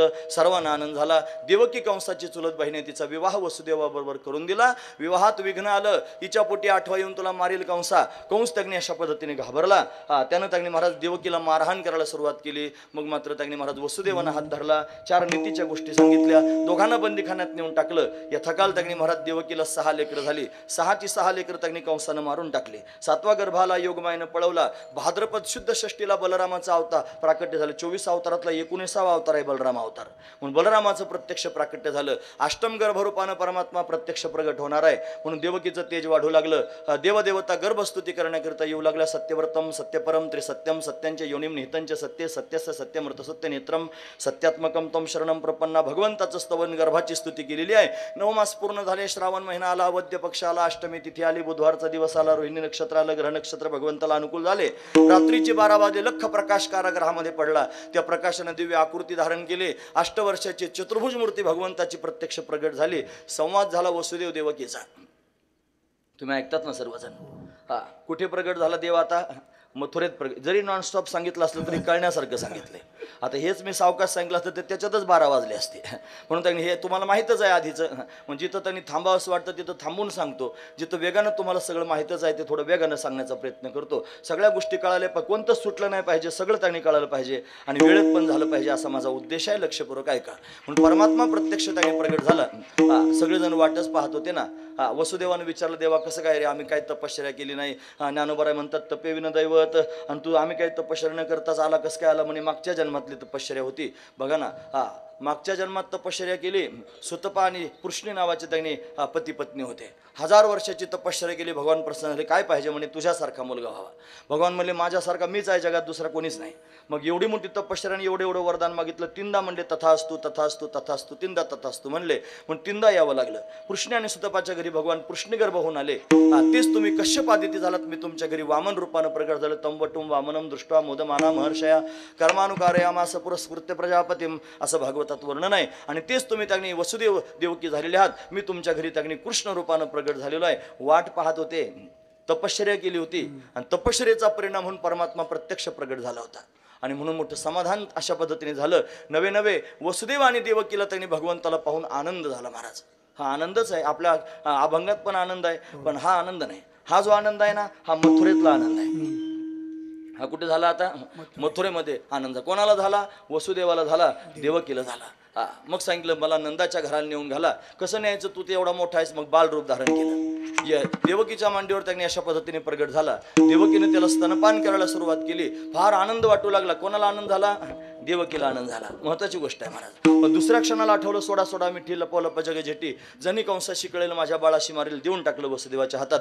उचललेला कमळापती, पायीची बंधने गळती, बंधनं तशा पद्धतीने गळून गेली. वसुदेवानं भगवंताला स्पर्श केला, हातात देव त्यांनी घेतलेला आहे. किती आनंद झाला, काय वर्णन करून सांगावं. कोणाला झाला? वसुदेवाला आनंद झाला. आनंद सांगायचा ना, आता कृष्णाचा आनंद सांगायचा. त्या दिवशी कृष्णाचं सुख सांगायचं होतं, आता कृष्णाचा आनंद सांगतो, लक्षपूर्वक आहे का. त्या देवकीला आनंद झाला, वसुदेवाला आनंद झाला. भगवंताला त्यांनी टोपलीत घातलं, डोक्यावर घेतलं, रस्त्याने चालू लागले. यमुनेला पूर आला महाराज, त्या पुरात प्रवेश केला. तिला वाटायचं देव आला आणि आपल्याकरिता आला. तिला वचन दिलं होतं, तू ये मग मी तुला त्यांनी भेटणार आहे. ती कालिंदी आहे महाराज, महत्वाची गोष्ट आहे. त्याची वाटच पाहत होती, म्हणून त्यांनी उचंबळून वाहू लागली. तिला आनंदाचा पूर आला. त्याने आनंदाचा पूर आला, पण आनंदाचा पूर अशा पद्धतीने आला. भगवंतानं चरणस्पर्श केला. तिला पायाचा अंगुष्ठ लावल्याबरोबर त्यांनी दुभंगली. तिला त्यांनी भगवंताचा स्पर्श झाल्याबरोबर काय झालं? आनंद झाला. कोणाला झाला? आता त्यांनी यमुनेला झाला. पलीकडच्या तटावर गेले. तिथं त्यांनी महाराज यशोदा राणी गर्भवती आहे, कोणत्या वेळेला प्रसूत होऊ शकते अशी त्यांनी वेळ आहे. म्हणून तिथे त्यांनी महाराज वसुदेवजी गेले. आपला पुत्र त्यांनी महाराज तिथे नेऊन ठेवला. कन्या आपल्याबरोबर घेतली. ते कारागृहामध्ये निघून गेले. हे नंद आणि यशोदा सामान्य नाहीत महाराज. भागवतामध्ये प्रश्न विचारला श्री शुकाचार्यांना राजा परीक्षित, नंद किम करत ब्रह्मण श्रेय एव महोदया, असं त्यांनी महाराज काय असं केलं नंदराजानं की जे भगवान यशोदा आणि नंदराजाच्या घरी त्यांनी बालरूप धारण करून क्रीडा करत आहेत. म्हणले ते सामान्य नाहीत. अष्टवसूंपैकी त्यांनी द्रोण नावाचा एक वसू आहे, त्याच्या पत्नीचं नाव होतं धरा. या द्रोण आणि धरा या दोघांनी त्यांनी तपश्चर्या केली. भगवान प्रसन्न झाले. काय पाहिजे तुम्हाला? म्हणे काय नाही देवा, तू आमच्या अंगणामध्ये बाललीला कराव्यात अशी आमची इच्छा आहे. मग त्यांचं मनोगत पूर्ण करण्याकरिता भगवान त्यांच्या घरी प्रत्यक्ष प्रगट झाला, नंद आणि यशोदेच्या घरी. म्हणून यशोदेच्या समोर परमात्मा प्रत्यक्ष प्रगट झाला. सुनंदेच्या माध्यमातून यशोदेला जाग आली. कन्हैयाला प्रत्यक्ष पाहिलं. नंदराजाला बातमी कळाली. नंदराज भगवंताला पाहण्याकरिता आले. नवरत्नांची माळ सुनंदेला देऊन टाकली. नंद यशोदेनं भगवंताला पाहिलं. दिव्य असणारा आनंद प्राप्त झाला. आणि आता सगळ्या गावात सुनंदा सांगण्याकरिता फिरू लागली. गवळण सांगे गवळणीला पुत्र झाला यशोदेला, यशोदेला मुलगा झाला. सगळ्या गावात आनंदाची लहर अशा पद्धतीने पसरली. भागवत असलं की मग त्याच्यात भजन म्हणतात, नंद घरा आनंद भयो रे, जय जय कन्हैया लाल की, जय कन्हैया लाल की, जय दाऊद याल की, नंद घरा आनंद भयो रे, जय जय कन्हैया लाल. तेव्हा म्हणायचे, त्यांनी मला सांगितलं एक दिवशी, बरं स्वामी मला म्हणले तुकोबारायांचं ज्ञानोबारायांचं संतांचे जर प्रमाण असतील तर टाळ मृदंगात म्हणायचे, आणि बाकी जर त्या तुला म्हणा वाटलं तर म्हणून दाखवायचं, पण टाळ मृदंगात नाही म्हणायचं. म्हणून ते म्हणून दाखवायला काय त्रास आहे? मी कुठे पिक्चरची गाणी म्हणतोय. लोक ते सुद्धा खपून घेतात महाराज. तू माझं भगवंताचं भजन का नाही त्याने खपायचं, म्हणून त्याने फक्त टाळ मृदंगात म्हणून एवढाच महत्त्वाचा मुद्दा आहे. नंद घर आनंद भयो, नंद राजाला आनंद झाला, नंद घरी आनंद झाला. सगळ्या गोकुळवासी लोकांना त्यांनी दिव्य असणारा आनंद झाला. सर्वजण भगवंताला पाहण्याकरिता निघाले. नटवून थटवून शृंगार करून खेळणा पाळणा सुंठवडा असरा वस्त्र आभूषण सगळं घेऊन त्यांनी जाण्याकरिता निघाले. सगळ्या गावाला आनंद झाला महाराज. का बरं झाला असेल? आधीचं जे विवेचन होतं ना, हे हा आनंद सांगण्याकरिताच होतं. की का त्यांना आनंद झाला? ते सगळेजण भगवंताकरिताच आले होते.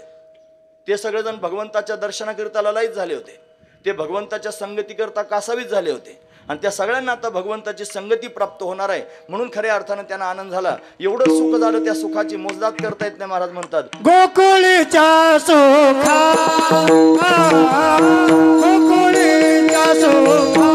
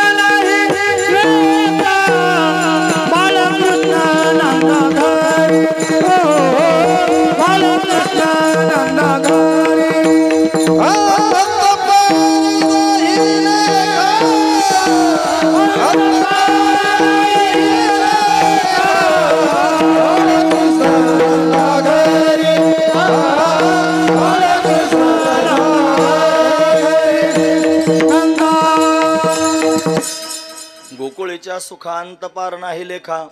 का बरं एवढं सुख झालं? बाळकृष्णानंदा घरी. आणि त्याचा परिणाम काय झाला असेल? आनंदल्या नरनारी. गोकुळातल्या सर्व नरनारींना आनंद झाला. आता हा कुठला आनंद आहे? आता गोकुळातला आनंद आहे. मगाशी झाला तो कुठे झाला होता? तो मथुरेत झाला होता. मथुरेतही त्यांनी परमानंद प्रगट झाला. वसुदेव देवकीच्या समोर देवकी परमानंदम कृष्णम वंदे जगद्गुरु, देवकीच्या समोर त्यांनी परमानंद प्रगट झाला. तो मथुरेमध्ये प्रगट झाला. आता तो गोकुळामध्ये आला. गोकुळामध्ये दिव्य आनंद प्राप्त. बऱ्याच दिवसातून त्यांनी महाराज ही आठवण झाली मला. काल्याची कीर्तन तिथे याच्या आधी सांगितलेलं आहे महाराज. मथुरा म्हणजे काय? मथुरा शब्दाचा अर्थ होतो मधुरेत येते मथुरा. जिथं शब्द स्पर्श रूप रस आणि गंध विषयाचं सुख मधुर वाटतं त्याला मथुरा असं म्हणायचं. या मथुरेचा असणारा राजा आहे कंस. कंस म्हणजे अहंकार, मी. सगळ्यांच्या जवळ मी आहे ना महाराज. प्रत्येक मनुष्य मी म्हणतोच. मी त्यागणी महाराज मनुष्य आहे, मी त्यागणी अमुक आहे, मी काळा आहे, मी गोरा आहे, मी उंच आहे, मी ठेंगणा आहे, मी स्थूल आहे, मी पुरुष आहे, मी फार बुद्धिमान आहे, असं मी मनुष्य म्हणत राहतो. हा मी म्हणजेच कंस. कंस म्हणजे अहंकार. या कंसरूपी अहंकारानं त्यांनी दोघांना बंदीखान्यात टाकलं. हृदय म्हणजे बंदीखाना. हृदय बंदीखान्यात दोन कोंडून ठेवले, वसुदेव आणि देवकी. वसुदेव आणि देवकी म्हणजे श्रद्धा आणि विश्वास. श्रद्धेला आणि विश्वासाला हृदयात कोंडून ठेवलं. त्यांच्या घरी 6 जन्माला आले. 6 म्हणजे त्यांनी षडविकार ते मारून टाकले. कोणी मारले? कंसानं मारले. षडविकार मारावे लागतात. कोणी मारावे लागतात? मी, अहंकार, आपले आपणच, आपुले आपण करा सोडवण. 6 मारले. मग 7वा आला. षडविकार घालवले की मग बोध प्राप्त होत असतो, पूर्ण बोध. बोध म्हणजे बलराम. बलराम म्हणजे बोध आहे. 7वा गर्भ आला म्हणजे ज्ञान आलं. आपण मगाच ऐकलं, ज्ञान अवांतर प्रयोजन फल आहे. आणि ज्ञानानंतर जे येत असतं तो त्यांनी महाराज मोक्षरूपी परमात्मा प्रगट झाला. अष्टम गर्भ म्हणजे परमात्मा प्रगट झाला. कुठे प्रगट झाला? मथुरेत प्रगट झाला. पण मथुरेमध्ये त्यांनी वसुदेव देवकीला आनंद झाला. तो मथुरेतला आनंद आहे. आता तोच परमात्मा गोकुळात जाण्याकरिता निघाला. तो म्हणतो मला नंदाच्या घराला माझं नाही गोकुळाला. नंद म्हणजे काय ते ऐका आता. नंद आणि यशोदा म्हणजे भक्ती आणि भाव. वसुदेव देवकी म्हणजे श्रद्धा आणि विश्वास. आणि नंद आणि यशोदा म्हणजे भक्ती आणि भाव. तो श्रद्धा विश्वासाच्या घरी प्रगट झाला आणि भक्तिभावाच्या घरी खेळण्याकरिता निघाला. पण कुठे? गोकुळामध्ये. गोकुळ म्हणजे काय? गोनाम इंद्रिय आणि कुळ नाम समूह. इंद्रियांच्या समूहालाच गोकुळ असं त्याकडे म्हणावं. देव तर शब्दांच्या पलीकडचा आहे, इंद्रियांच्या पलीकडचा आहे, वाणीच्या पलीकडचा आहे. मग तो परमात्मा त्याने जर आपल्याला भोगायचा असेल, परमात्म्याचं सुख जर भोगायचं असेल, तो सगुण साकार झाला पाहिजे.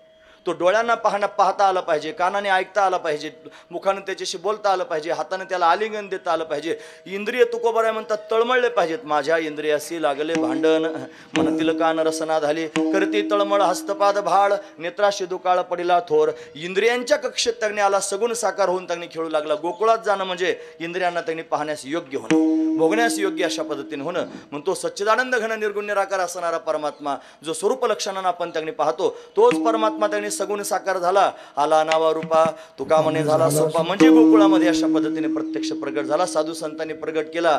अनिला हा रूपा बळे करुणे खळे हरिदासी. हरिदासांनी त्याला रूपाला अशा पद्धतीने आणलं. मग तो गोकुळामध्ये आला आणि गोकुळामध्ये सर्व लोकांना त्यांनी दिसला. कन्हैया अतिशय सुंदर आहे महाराज. तो अतिशय दैदिप्यमान आहे. त्याला पाहून सगळे गोकुळवासी लोक आनंद झाले. पण कंसाला मात्र भय निर्माण झालं. तो कंस त्यांनी थरथर कापू लागला. म्हणला त्या देवीनं मला सांगितलंय, ते हातातून निसटले, त्याला सांगितलं तुला मारणारा माझ्या आधी जन्माला आला. मग मात्र त्यांनी महाराज तो भयभीत झाला. त्यानं भगवंताला मारण्याकरिता तयारी सुरू केली. त्यानं अनेक असुर बोलावले. सगळ्यात आधी त्यानं पुतना पाठवली. चतुर्दशीला पुतना त्यांनी भगवंताला मारण्याकरिता आली. भगवंतानं पुतनेचा उद्धार करून टाकला. महाराज सोशिले पुतना येणे मोहिलेले करू, आळीनं संडे बापर खुमादेवीवर. पुतनेचा उद्धार भगवंतानं केला. तू सनकादिकाचे माने सायुज्य सौरस्वतीला पुतने जी विषाचे स्तनपाने मारू आली. विष घेऊन मारायला आली होती. भगवंतानं तिचा उद्धार केला. दोनदा म्हणली सा मुंच मुंच आलमिती प्रभाशिनी भागवतात्वरनं. दोनदा मुंच म्हणली. दोनदा का मुंच म्हणली त्याचं कारण आहे का? ती म्हणते देवा इहलोकातल्या बंधनातून मुक्त कर आणि परलोकातल्या बंधनातून पण मुक्त करून टाक. बंधनच असतं महाराज. बीडीच आहे, लोखंडाची असली काय, सोन्याची असली काय, बीडीच आहे. इहलोकातलं तरी काय बंधनच आहे आणि परलोक प्राप्त करून घेणं तरी काय बंधनच आहे. ब्रह्मादिक पदे दुःखाची शिराणी तेथे दुष्चित्त धने जडो देसी. पण ब्रह्मादिक पद सुद्धा नको म्हणतात. हा महत्वाचा विचार आहे महाराज. का बरं? ते सुद्धा बंधनाला कारण आहे म्हणून त्यांनी महाराज ते नको आहे हा त्यातला भाव म्हणून सोड म्हणली. भगवंतानं तिला मुक्त केलं महाराज. तिच्या स्तनाला त्यांनी चिकटला गोचिडासारखा. तिच्या दासी बरोबर आल्या होत्या, त्याला ओढत होत्या पण काही केला निघत नव्हता. ती मरताना मूळ स्वरूपात आली, घराच्या बाहेर पडू लागली, धाडकन जमिनीवर पडली महाराज. तिच्या अंगाखाली मोठे मोठे झाडं झुडपं उन्मळून पडले. गोपाळ तज्ञ आले पाहायला. नंदबाबा तज्ञ कर भरायला गेले होते मथुरेमध्ये. त्यांना त्यावेळेस सुद्धा इन्कम टॅक्स भरावा लागायचा. पण टॅक्स भरून त्यांनी घाईघाईनं आधी वसुदेवाला भेटायला गेले होते. आम्हाला कळालं म्हणले तुम्हाला मुलगी झाली आणि कंसानं मारली. ती मनातली मनात म्हणली तुमचीच होती. हां अशा पद्धत पण सांगितलं नाही खरं मला. तुम्ही लवकर जा म्हणले घरी. हां तुम्ही लवकर गेलं पाहिजे. ज्या अर्थी हा वसुदेव घरी जा म्हणतो लवकर त्या अर्थी गेलं पाहिजे. नंदराजाला वाटलं हा तपस्वी आहे, घाईघाईनं पाहण्याकरिता आले. पाहिलं तर खरोखरच वाईट झालं होतं. ही पुतना आली होती, धाडकन त्यांनी जमिनीवर पडली होती. गेलंच म्हणले बाळ आपला आता. यशोधराने मूर्छित पडायला लागली होती. काय करावं आता, भगवंताला पाहण्याकरिता एकाला एक शिड्या बांधल्या. तिच्या कानाजवळून तिची केस धरून पारंबीसारखी वर चढून कपाळावर गेले. कपाळावरून तिच्या हनवटीवर उडी मारली. वरून डोकून पाहिलं तिच्या छातीवर खेळत होता महाराज आणि वरून गुद्दे मारत होता. दे दनादन, दे दनादन. का मारतो महाराज, मेलेल्याला काय मारायचं परत परत. हा पण मोकळं करत होता. तिचं सगळं पुतना म्हणजे पाप आहे की नाही. तिला त्यांनी मारून टाकायचं. पाप तिचं संपूर्ण अशा पद्धतीने घालून टाकलं. हा आणि अशा पद्धतीची पुतना उद्धरून नेली. मग देवाला खाली उतरवलं आणि खाली उतरवून त्यांनी पुतनेचे तुकडे तुकडे केले. 6 महिने जळत होती. हा तिचा सुगंध येत होता. वक्ते बाबाने सांगितले बरं हे 6 महिने जळत होती म्हणून. आणि हा तिचा सुगंध येत होता. नामदेव महाराज नामा म्हणे दिला अग्नी सुगंधन माये गगनी म्हणते तिचा सुगंध दरवत. तिच्या स्थानामध्ये विष किती नेलं होतं याचं पण माप सांगायचे महाराज. 2.5 टन विष घेऊन गेली होती. आणि एवढं विष तगणी घेऊन गेली. एवढं लेकराला मारायचं. तिचं विष असं होतं महाराज, ती ज्यावेळी रस्त्यानं चालत होती ना, तिला काय माहिती कंसाचा शत्रू कोणता आहे. म्हणजे लेकरू दिसेल ते मारायचं. कारण ती म्हणली ना देवी उपजला मजा आधी, म्हणून ती आधी त्यांनी जन्माला लेकरं सगळे मारले पाहिजेत. पण लेकरू दिसलं की त्याला घ्यायचं आणि एक थेंब विष पाजायचं. विष पाजलं की लेकराने त्याने हालचाल सुद्धा करायची नाही, लगेच गतप्राण व्हायचं. असे फार मारले महाराज. दिन दुर्बळाचे मारित बालके करिता ती शोके मायबाप. मग ती भगवंतापर्यंत आली. मग भगवंताने विचार केला ओढूनच आणली स्वतःपर्यंत. हिचा उद्धार केला पाहिजे. डोळे झाकून घेतले तिला मारायच्या आधी. का त्या विचार केला हिला काय गती देव, म्हणून तिला गती दिली महाराज. महाराज म्हणतात अहो बकीयम स्तनकालकूटम जिघंसया पाय दप्य साध्वी लेभे गतिम धातृचिताम ततोन्य कमवादयालुम शरणम व्रजेन. धातृ म्हणजे माता. आईला जी गती प्राप्त करून द्यावी ती गती त्यांनी पुतनेला प्राप्त करून दिली. तिचा उद्धार केला. म्हणून त्यांनी महाराज तुझे अवदारे जाणू स्वतंत्र देताना मनसी पात्रा पात्र कैवल्य ऐसे पवित्र वैर्या ही दिधले. म्हणून कैवल्यासारखं त्यांनी पवित्र दान वैर्याला सुद्धा देणारा हा पुतनेचा उद्धार केला. नंतर त्यांनी महाराज महाबळ नावाचा असुराला तो ब्राह्मणाच्या रूपात आला. माझा भगवान ब्राह्मणांचा भक्त आहे महाराज. आणि आपण सुद्धा सगळ्यांनी ब्राह्मणांचं भक्तच असलं पाहिजे. हां म्हणजे आपण त्यांनी उचापती घालायचे नाहीत. ते असेच आहेत ते तसे. आता मी जास्त त्याच्यावर सांगणार नाही. ते आमचे बॉस समोर बसलेले आहेत. ते याच्यापेक्षा जास्त सांगतात. ते जर सांगायला लागले तर मग बाकीचे लोक फक्त ऐकतच राहतात. त्यांच्या पुढे काही चालत नाही कोणाचा. हा महत्त्वाचा विचार आहे. तुम्हाला माहीत नाही तुमच्या गावात त्यांनी सतत येतात. बाहेर ते त्यांनी काय काय असते आणि त्यांना कोण कोण घाबरतं हे तुमच्या कल्पनेच्या बाहेरची गोष्ट आहे महाराज ती. म्हणून अशा पद्धतीने त्यांचा अधिकार फार जास्त मोठा आहे. म्हणून ते धर्माविषयी जर बोलायला लागले तर ते फक्त त्यांनीच बोलावं. आता त्यांनी बाकीचे बोलत नाहीत महाराज. धर्म काय कमी पडतं ते मला कळत नाही. धर्माविषयी का बोलत नाहीत महाराज. अगो काय कौतुक मला तुमच्या समोर सांगायचं नाही. पण रोजच्या कीर्तनात 2-5 मिनिटं का होईना पण नक्की धर्मावर बोलायचा प्रयत्न करतो. बोललोच आपलं कर्तव्य आहे महाराज. आणि वरतून ठासून त्यांनी सांगतो कीर्तनकार म्हणजे फक्त कीर्तनकार नसावा, तो धर्माचा एक चांगला कार्यकर्ता असावा. त्याने धर्मकार्य करण्याकरिता 8 तास करावं महत्त्वाची गोष्ट आहे महाराज. म्हणून ब्राह्मण आपल्या धर्माचं मुख आहे. भगवंताला अतिशय प्रिय असणारा ब्राह्मण आहे. म्हणून ब्राह्मणाची निंदा करायची नाही. भगवंतानं सुद्धा त्याला त्यांनी महाराज अशा पद्धतीने जीवेस मारलं नाही. विटंबिला भट दिला पाठीवरी पाठ. तो नागवास कंसाच्या समोर गेला. कंसा जाऊ नकोस म्हणे. कुठे जाऊ नको म्हणे. तुझा शत्रू मारायला गेलो होतो मी, ब्राह्मण होऊन गेलो म्हणून जिवंतपर्यंत आलो, तुझी गॅरंटी देता यायची, जाऊ नको कंसा. कंसानं ऐकलं नाही महाराज. त्यानं अनेक असुर अशा पद्धतीने त्यांनी मारले. काग बगरी ठा मारले बाळपणी. कागासूर मारला. कावळ्याच्या रूपात आला होता. काव काव काव काव करीत आला. देवाला पाळण्यात घातलं होतं. अंगणात पाळणा ठेवला होता. पहिले वाड्यांच्या मध्ये चौक असायचे महाराज. चौक, त्या चौकात पाळणा ठेवलेला होता. हा कावळ्याच्या रूपात आला आणि विशाल काय असणारा कावळा तो पायात त्यांनी पाळणा धरूनच उंच आकाशात उडून जायला लागला. पण भगवंताने त्याचा तो डाव ओळखला आणि त्याचा निपात करून टाकला. कागासूर मारला. यानं बगासूर मारला. तो बगळ्याच्या रूपात आला होता. यानं रिठासूर मारला. रिठा त्यांनी महाराज ते छोटे छोटे रिठ्ठे त्यांनी घेऊन येतात की नाही बायका. हे रिठ्ठे घ्या, रिठ्ठे घ्या. कशाला? बाळाच्या गळ्यात रिठा बांधला की त्याला दृष्ट लागत नाही म्हणून रिठा घेतला आणि गळ्याला बांधला. त्याच्यात आसूर होता. त्याने हिरडी खालीच चावला महाराज. दाबून मारून टाकला. असे अनेक त्यांनी मारून टाकले. साधू संत वर्णन करून सांगतात यानं आगासूर बगासूर मारल्यान गो. यानं आगासूर बगासूर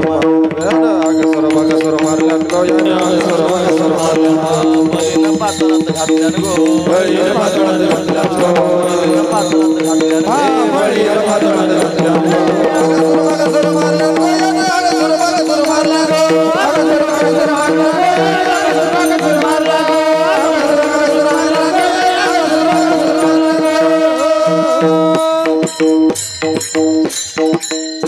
आगासूर मारला, बगासूर मारला, रिठासूर मारला, व्योमासूर मारला, केशियासूर मारला, अरिष्ठासूर मारला, असे अनेक असुर भगवंतानं मारले. सगळ्यांना मुक्तिपंथाला पाठवलं. मारले म्हणजे त्यांनी मारून टाकले एवढाच अर्थ घेऊ नका, ते मुक्त केले असा त्याचा अर्थ आहे. हा कोपोनी जासी मारी तो पावे ब्रह्मसाक्षात्कारी. ब्रह्मसाक्षात्कार सर्वांना प्राप्त झाला, सर्वांचा उद्धार भगवंतानं केला. एवढंच नाही केलं, भगवान रांगू लागला, रांगता रांगता उभा राहू लागला, चालू लागला, पळू लागला. तो त्यांनी महाराज अशा पद्धतीने अतिशय सुंदर आहे महाराज. 84 खांब आहेत घराला, घरातली घरातच लीला करतोय. घराला आरशे लावलेत मोठे, त्याच्या उंची एवढे आरशे आहेत. आणि 5 वर्षाचा कन्हैया त्यांनी झालेला आहे. घरातच लोणी खायचं, डेऱ्यात हात घालायचा, लोणी खायला सुरुवात करायची. एक दिवशी असाच लोणी खात होता आणि त्या आरशाच्या समोर जाऊन उभा राहिला. स्वतःच तोंड आरशात पाहायला लागला, तोंडाला लोणी लागलेलं, हातामध्ये त्यांनी लोणी आहे. आणि त्या आरशातल्या प्रतिबिंबाकडे पाहून त्याला म्हणलं, ए चोरा, आमच्या घरात घुसतोस काय? स्वतःलाच लागलं म्हणायला. आता काय करायचं? असं म्हणाले. ते आतलं पण रुबाब दाखवायला लागलं. प्रतिबिंबच होतं, मला रुबाब दाखवायला लागलं. मग याला हात दाखवायला लागलं. थांब म्हणला, माझ्या आईला सांगतो. ते पण असं असं करायला लागलं. मला बोट दाखवतो, आईलाच घेऊन येतो म्हणला. लगेच ठुमक चलत नंदलाल, छुम छुम छुम छुम पावलं त्यांनी वाजतायत. 84 खांब आहेत, इकडून तिकडे पळत पळत मैया मैया करून हाक मारायला लागला. विश्वाचा जनिता म्हणे यशोदेशी माता, आई आई म्हणून हाक मारली. काय रे कान्हा? चल म्हणली, आई आपल्या घरात चोर घुसलेला आहे. कुठे चोर म्हणलं की तिचा पदर धरून ओढत आणलं आणि आरशाच्या समोर उभा राहिला. कुठे आहे चोर? आणि स्वतःलाच दाखवलं आरशामध्ये, हा बघा हा चोर आहे म्हणून. ऐसा पुराण प्रसिद्ध चोर, केशव नाम्याचा दातार, हा पुराणात प्रसिद्ध असणारा चोर आहे महाराज. नामदेव महाराजांचा तो त्याने आराध्य असणारा देव आहे आणि तो परमात्मा स्वतःलाच दाखवतो. याच्यातून काय शिकायचं? यशोदा म्हणजे भक्ती आहे. परमात्मा त्यांनी स्वतःचं स्वरूप दाखवत असतो, पण कोणाला? भक्तीला दाखवतो.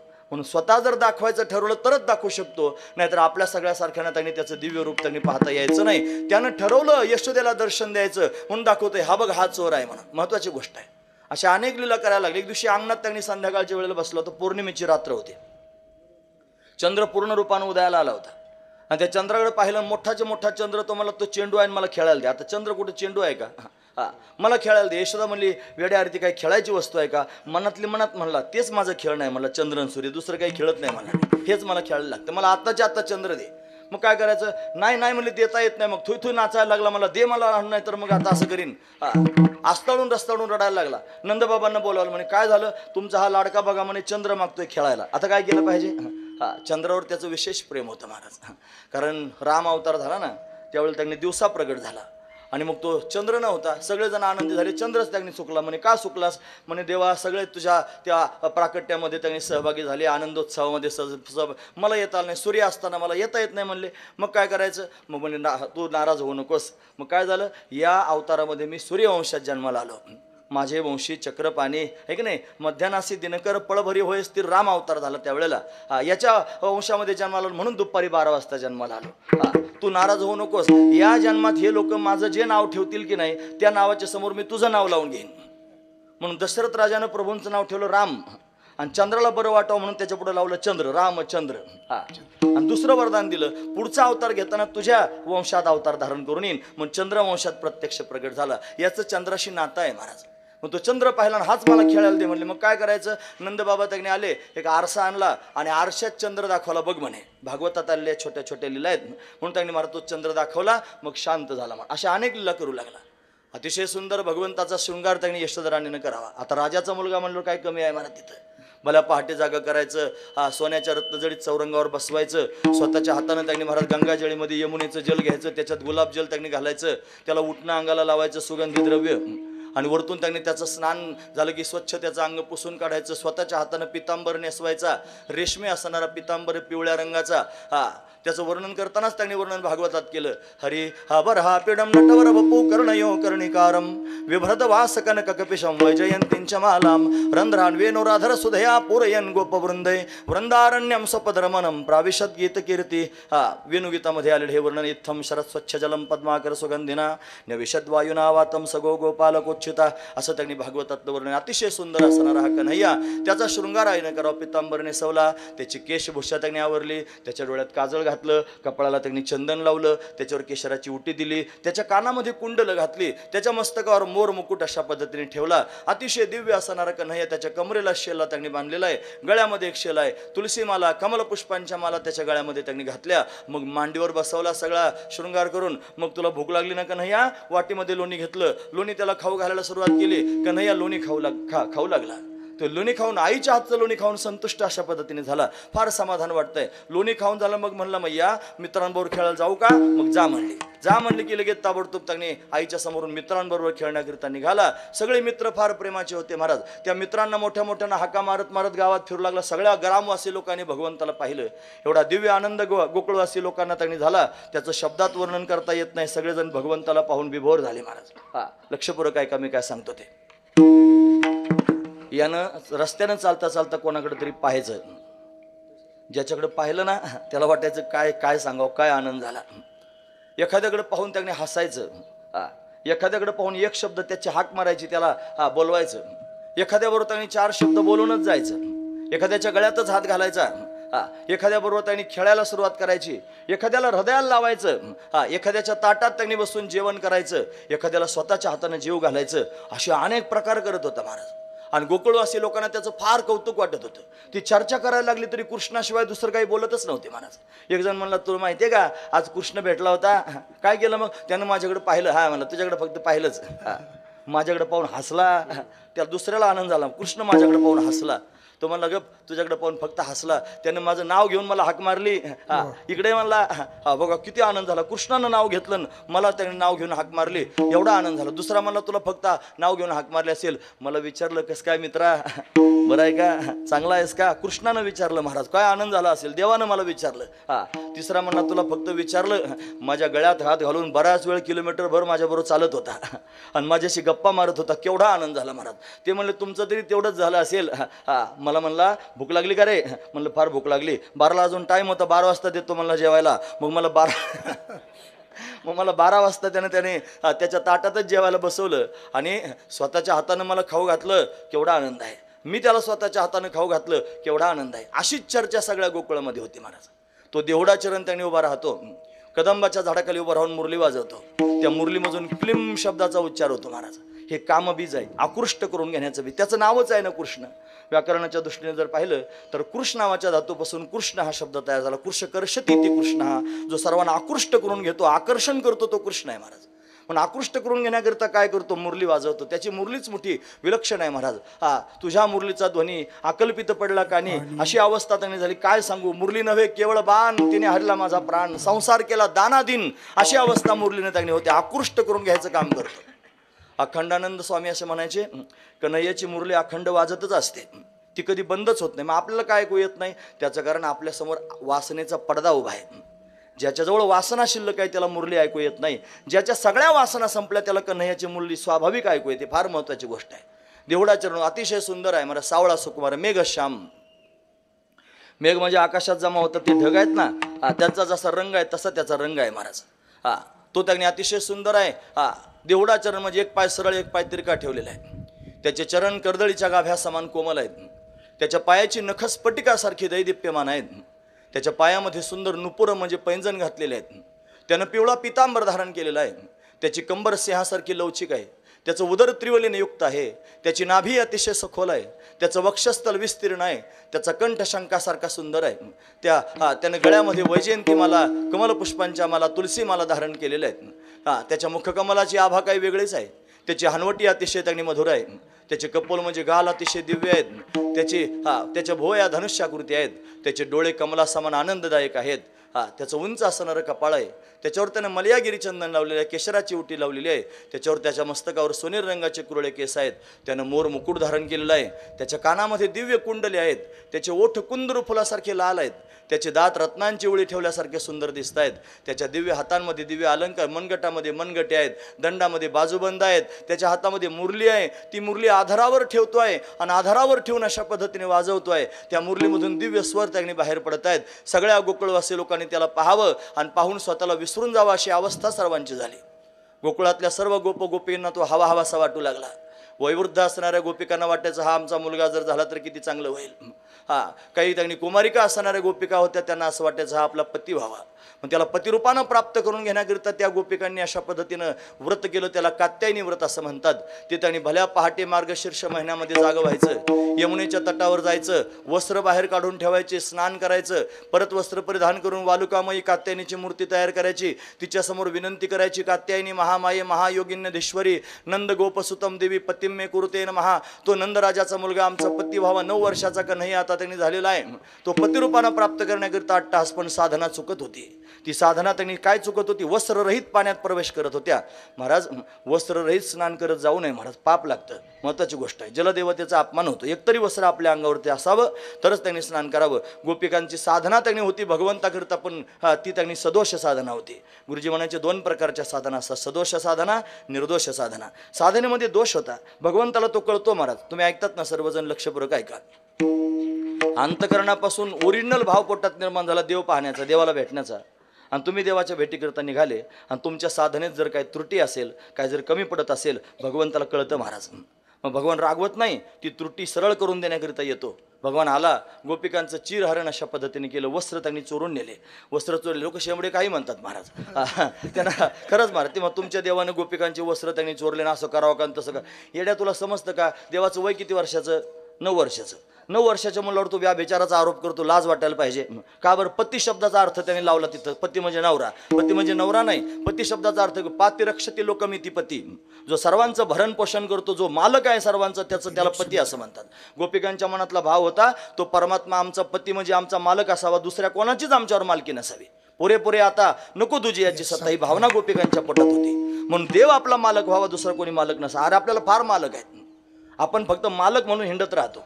घरचे लोक म्हणतात हे आमचे मालक आहेत, काही मालक नसतात. मग एक बाई पाहिली मी बाजारात, खरंच महाराज, तिचा नवरा बरोबरच होता आणि बाजार करून निघाली होती. त्यांना तिच्या म्हणजे तिच्याकडे फक्त पर्स होती. पर्स कळते ना तुम्हाला?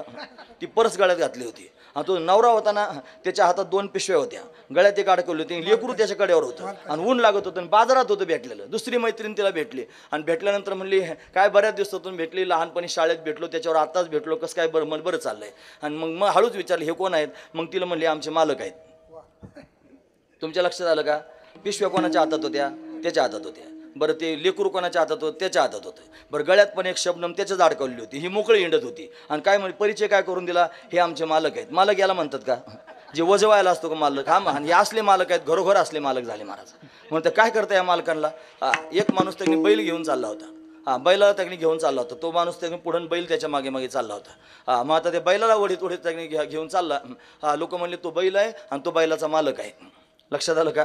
त्यानं बैल घेतला, गोठ्यात नेऊन अशा पद्धतीने बांधल्यानंतर बैल वरडायला लागला की वैरण घेतली, बैला पुढे नेऊन टाकली. थोड्या वेळ परत वरडला, बादलीभर पाणी घेतलं, बैला नेऊन पाजलं. थोड्या वेळ बैलानं शेण टाकलं, आलं घामेला घेऊन आलं की शेणकूर केला.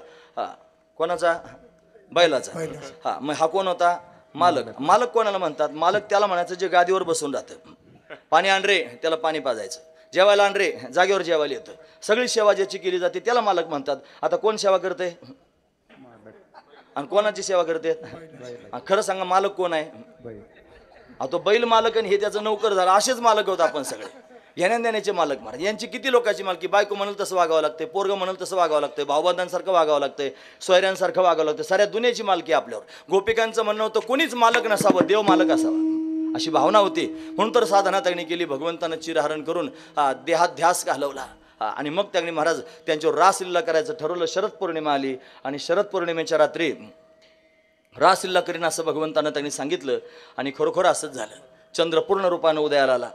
थांबा मी सांगतो, भजन सुरू झाल्यावर बांधा, अजून 15 मिनिटात. मी तेवढ्या वेळात सगळं आवरून घेतो, लक्षपूर्वक ऐका. म्हणजे त्यांनी महाराज अशा पद्धतीनं शरद पौर्णिमेची रात्र आहे. भगवान पिता रात्री शरद फुल्ल मल्लिका विक्षरंतो मनश्चक्रे योगमाया मोपाश्रिता. योगमाया त्यांनी प्रस्थापित केली भगवंतानं आणि सुंदर वातावरण निर्माण झाले. भगवान स्वतः त्यांनी तो त्यांनी वृंदावनात गेला. सगळ्या गोपिका त्यांनी महाराज याव्यात म्हणून मुरली वाजवली. सगळ्या गोपिका विभोर झाल्या. मुरलिका नाद दिवानी बनी ग्वालन, दिवानी बनी दिवानी बनी, मुरलिका नाद दिवानी बनी. मुरलीच्या नादाने दिवाणी झाली. मीराबाई वर्णन करून सांगतात, गायका बछडा भैंस को छोडा बैल का दूध निचोड गई. बैलाचं दूध काढायला बसली अशा अवस्था तिची झाली. अशा सगळ्या गोपिका भगवंताच्या दिशेने त्यांनी गेल्या आणि जाऊन त्यांनी महाराज भगवंताच्या समोर उभ्या राहिल्या. म्हणे का आलात तुम्ही पतिव्रत आहात? पूर्वमीमांसा सांगायला लागला. पतीची सेवा केली पाहिजे, घरी जा. गोपिकांनी त्याला उत्तर मीमांसा शिकवली. म्हणजे तू म्हणतोस ना सर्व धर्मांपरित्यज्य, सगळं सोडून आलो. मैवम विभोर हतिभवान गतीतून दुःशंसम संत्यज्य सर्व विषयानस्तव पादमूलम. म्हणजे प्रणय गीत गायलं गोपिकांनी. आणि मग त्यांनी तुझ्याकरिता सगळं सोडून आलो, घरी जा म्हणतोस. म्हणे मग ठीक आहे. रडू लागल्या गोपिका. आकुल व्याकुल गोपी आवनिकी दशा विभोर.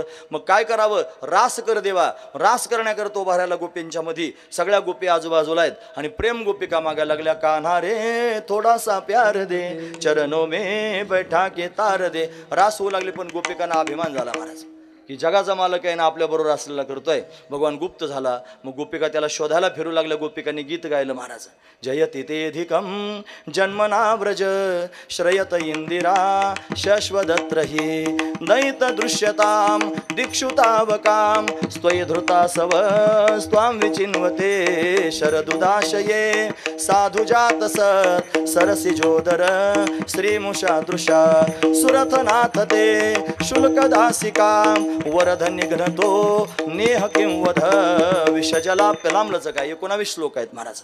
म्हणून अशा पद्धतीने गोपिकांनी गीत गायलं. त्याचा परिणाम गोपिकांच्या मध्ये प्रत्यक्ष प्रगट झाला. तासाम आविर्भूत शौरी स्मयमान मुखांबुजा पीतांबर धरस्रग्वी साक्षान मन्मथ मन्मथ. कामदेवाच्या मनाचं मंथन करणारा हा परमात्मा वृंदावनामध्ये प्रत्यक्ष प्रगट झाला. गोपिकांनी भगवंताला पाहिलं. परत प्रेम अशा पद्धतीने मागू लागल्या. मध्ये संवाद आहे, तो सांगायला वेळ माझ्याकडे नाही. आणि मग मात्र भगवंतानं प्रत्येक गोपीच्या समोर एक एक रूप धारण केले. एक एक गवळण एक एक गोपाळ धरुणी नाचती रासमंडळ. रासमंडळ त्यांनी उभं राहिलं आणि वृंदावनामध्ये त्यांनी कन्हैया गोपिकांच्या बरोबर रास करू लागला. ती रास ज्या वेळेला होऊ लागली त्यावेळेला वृंदावनामध्ये प्रत्यक्ष आनंद प्रगट झाला. कृष्ण आनंदाचं त्यांनी महाराज सगळ्या लोकांना पान होऊ लागलं. आणि तो आनंद त्यांनी महाराज का झाला असेल तर ते भगवंताच्या ठिकाणी रत झाल्या गोपिका आणि म्हणून खऱ्या अर्थानं परमानंद प्राप्त झाला. मघाचा आनंद त्यांनी होता मथुरेमध्ये कृष्ण प्रगट झाला. वसुदेव देवकीला आनंद झाला. त्याच्यानंतर देव गोकुळामध्ये आला. सगळ्या गोकुळवासी लोकांना आनंद झाला. आता देव वृंदावनात गेला आणि वृंदावनात त्यांनी गोपिकांवर रास करू लागला. तिथं सुद्धा आनंद प्रगट झाला. त्या वृंदावनातल्या आनंदाचं वर्णन ज्ञानोबा करून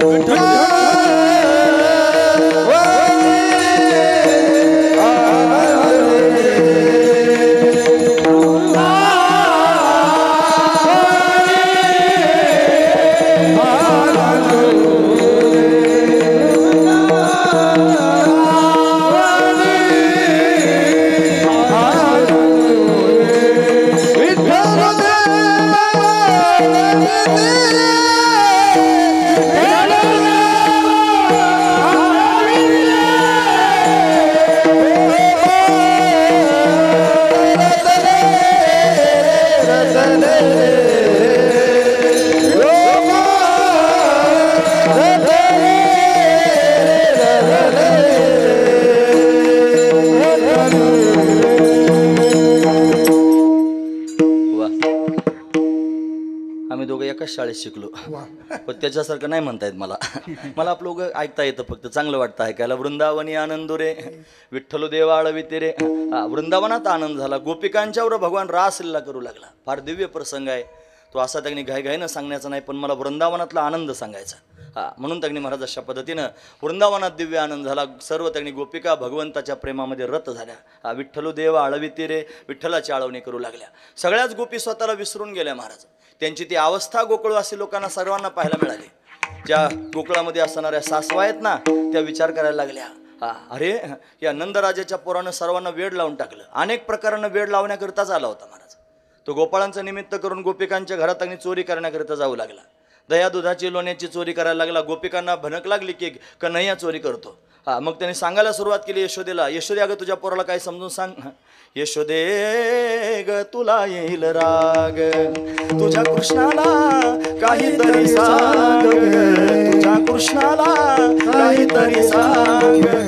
यशोदे तुला येईल राग, यशोदे ग तुला येईल राग, तुला राग येईल यशोदे. तुझ्या कृष्णाला काही समजून सांग. तो ऐकत नाही महाराज. तो चोऱ्या तर करतच होता, आता खोड्या पण करा. तुम्हाला माझे कारणे सांगायला येतं काय? तुम्हाला अद्दल घडवतो. अनेक प्रकारच्या खोड्या करायला लागला. अनेक प्रकाराने त्यांनी सर्व लोकांना त्रस्त करून टाकायला लागला. कोणाची विणी तरी ओढायची, कोणाचा पदर तरी ओढायचा. दाढीची विणीची गाठणच मारून टाकली महाराज.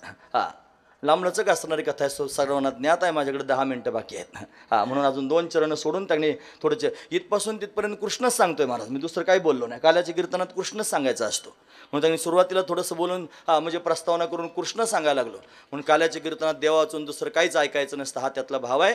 असू द्या. म्हणून सर्व त्यांनी गोपिका गारणं सांगण्याकरिता येत आहेत. हा खोडी करण्याकरिता जाऊ लागला. दाढीची विणीची गाठ मारली. उंच असणारी गोपिका होती. गवळी जरा थोडा बुटका होता. वक्तेबा फार छान सांगायचे म्हणत ते. आणि ती त्यांनी जागेवर तिने 90चं स्पीड धरलं म्हणायचे. आणि ती अशी पळायला लागली. गवळण घर घर गिरक्या मारी गवळी वरवर दाढी धरी, गवळण घर घर गिरक्या मारी गवळण वरवर दाढी धरी, गिरक्या मारी गवळण वरवर दाढी धरी, गवळण घर घर गिरक्या मारी गवळण वरवर दाढी धरी, गवळण घर घर गिरक्या मारी गवळण घर घर दाढा मारी वरवर दाढी धरी, गवळण वरवर दाढी धरी, गवळण घर घर गिरक्या मारी गवळण वरवर दाढी धरी, गवळण घर घर गिरक्या मारी गवळी वरवर दाढी धरी, गवळण घर घर गिरक्या मारी गवळी वरवर दाढी धरी, दाढी धरी. महाराजांचं प्रमाण ते म्हणतात गवळण गर गर गर गर गिरक्या मारे, गवळी वरवर दाढी धरी. त्याची दाढी आपला धरून त्याच्या मागे ते आता ते चित्र डोळ्यापुढे आणलं तर तुमच्या लक्षात येईल. बाई पुढे चालली होती, हे मागून चालले होतं का.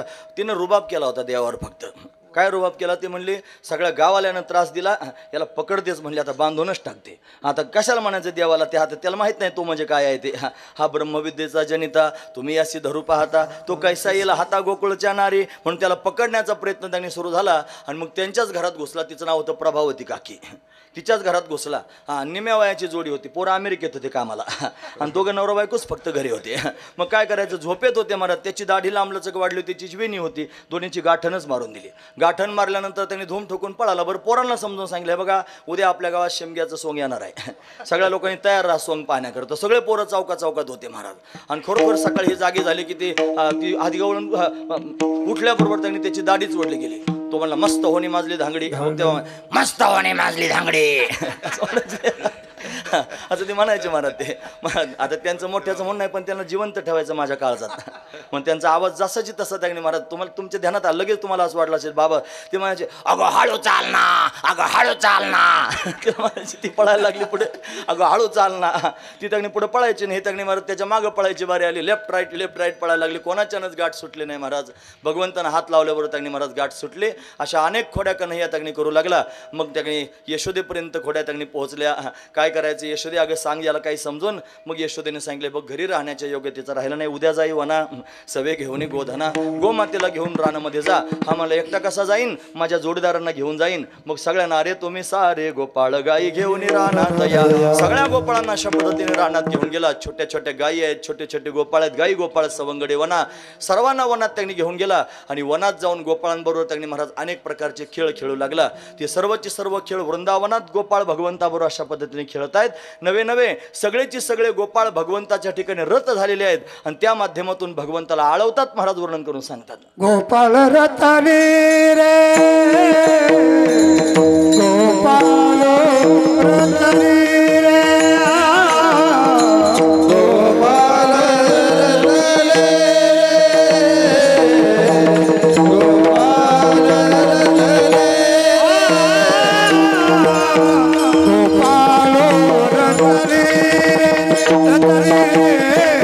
गोपाळ रतानी गोपाळ रतले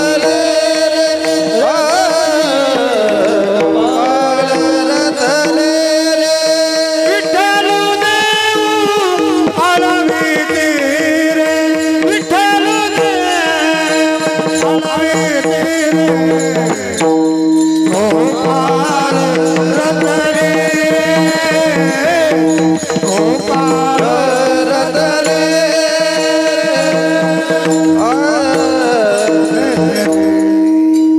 गोपाळ रतले रे. गोपाळ भगवंताच्या ठिकाणी रथ झाले. बघा ना, गोपिकांना रासलीला करून आनंद दिला आणि गोपाळांना खेळून आनंद दिला. खेळण्याकरिता काय खेळ मांडावा त्याकडे महाराज. लक्ष, माझ्या हक्काचे 5-7 मिनिटं आहेत अजून, चिंता करू नका. त्याच्या पुढे गेल्यावर काहीतरी त्याकडे होऊ शकतं, पण हक्काच सांगतो. हां, खेळ मांडला आणि खेळ मांडत असताना त्याने महाराज खेळून खेळून यानं काय करायचं, खेळ खेळायचं पण चिडी खेळायचं. गोपाळाने त्याला समजून सांगायचं, खेळ डाव जाऊ नको रडी कान्होबा, खेळ डाव रडी खेळायचं महाराज. सगळे गोपाळ त्याला त्रस्त. बरं खेळायचं तर खेळायचा, उड्या मारायचं, बागडायचं, रानात गेलं की स्वतःची शिदोरी खाऊन घ्यायची. भूक लागली खायचं महाराज. खाल्ल्यानंतर परत खेळून उड्या मारून भूक लागायची ना, मग गोपाळांच्या चोरून खायच्या महाराज. त्या गोपाळांनी परत घरी जाऊन सांगायचं, 5 पोळ्या 3 भाकरी 1.5 कानवला 1 पुरी आमची ठकवणी खा शिदोरी. म्हणून त्यांनी ठकवणे म्हणजे चोरून खाणे, फसवून खाणे. फसवून त्यांनी शिदोऱ्या गोपाळांच्या खायच्या. असा त्यांनी खेळ खेळणार हा कन्हैया. हा फार रडी खेळतो, फार ठकवतो, फार त्यांनी अशा पद्धतीने त्रास देतो. म्हणून सगळ्या गोपाळांनी दिवशी बैठकच घेतली. ते म्हणले, हा फार त्रास देतो, राजाचा मुलगा झाला म्हणून काय झालं. त्यांनी तो त्यांनी एवढा त्यांनी अरे कृष्णा अरे कान्हा मनोरंजन मोहना असं त्यांनी मला त्याला बोलायला सुरुवात केली. तू राजाचा मुलगा झाला म्हणून काय झालं, फार शहाणपणा करतोस काय, आमच्यात खेळायला यायचं नाही. असं म्हणलं की खेळातून बाजूलाच काढलं महाराज. झाडाखाली उभा राहिला आणि सगळे पोरं खेळायला लागले. त्याच्या समोर खेळत होते महाराज. सगळ्या पोरांचा खेळ त्याने रंगला आणि रंगलेला खेळ हा कन्हैया पाहत होता. पाहिलं त्याच्या पोटात कालमेल व्हायला लागले. खेळण्याकरिता झाला होता ना, पोटात कालमेल व्हायला लागले. गोपाळ त्यांनी खेळतात तर काय करायचं, हात जोडले. काकुळती तो हरी काकुलती तो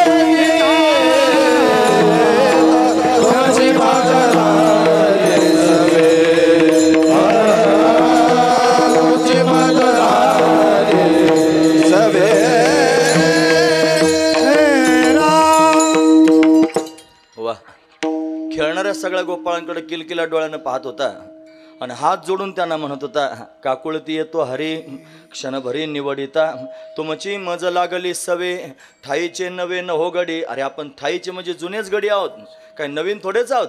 म्हणून त्यांनी तुमची मला सवय लागलेली आहे, मला बाजूला करू नका ना मित्रांनो. मग रडी खेळायचं नाही, मग चोरून खायचं नाही, असं त्याला दमदाटी करून अशा पद्धतीने गोपाळांनी त्याच्याशी खेळायचं, उड्या मारायचं, बागडायचं. राजाचा मुलगा झाला म्हणून काय झालं असं म्हणून त्यांनी महाराज भगवंतानं त्यांच्यावर खेळावं आणि त्या सर्व गोपाळांना दिव्य असणारा आनंद परमात्म्यानं प्राप्त करून द्यावा. हा वृंदावनातला आनंद आहे. वृंदावने आनंदू रे विठ्ठलू देवाळ वितिरे गोपिकाने तो भोगला. गोपाळ रतले विठ्ठलू देवाळ वितिरे गोपाळाने तो भोगला. म्हणून त्यांनी हरिसुख फावले रे, हरिसुख फावले रे, हरीच्या सुखामध्ये चिंब झाले महाराज. हे असं ऐकत असताना मनामध्ये स्वप्न निर्माण करावं की तो हरी आपल्या समोर सुद्धा प्रगट व्हावा. हरीनं आपल्याबरोबर सुद्धा त्यांना खेळावं, आपल्याबरोबर पण बोलावं, उड्या माराव्यात, बागडावं, अशी भावना आपल्या पोटात निर्माण व्हावी. याच्याकरिताचे सांगायचे. हीच भावना ज्ञानोबरायांच्या पोटात निर्माण झाली की कन्हैयाला पाहायचं, त्याला पाहण्याकरिता व्याकुळ झाले, त्याला भेटण्याकरिता कावळ्याला निरोप देत होते. उडरे उडरे काऊ तुझे सोन्याने मडवे न पाहू पाहुणे पंढरी राहो घरा काही येते. अशी त्यांनी अवस्था त्यांच्या चित्ताची झाली. भगवंताला पाहण्याकरिता ही अवस्था आहे महाराज. म्हणून त्या स्थितीमध्ये ज्ञानोबराय सुद्धा गेले आणि निवृत्तीनाथांच्या कृपेनं निवृत्तीनाथांनी सांगितल्याप्रमाणे आणि भगवंताच्या भक्तीमध्ये पदार्पण करून भगवंताला आळू लागले आणि विठ्ठल देवाची आराधना करतात महाराज. वर्णन करून निवृत्ती दासा प्रियो रे निवृत्ती दासा प्रियो रे निवृत्ती दासा प्रियो रे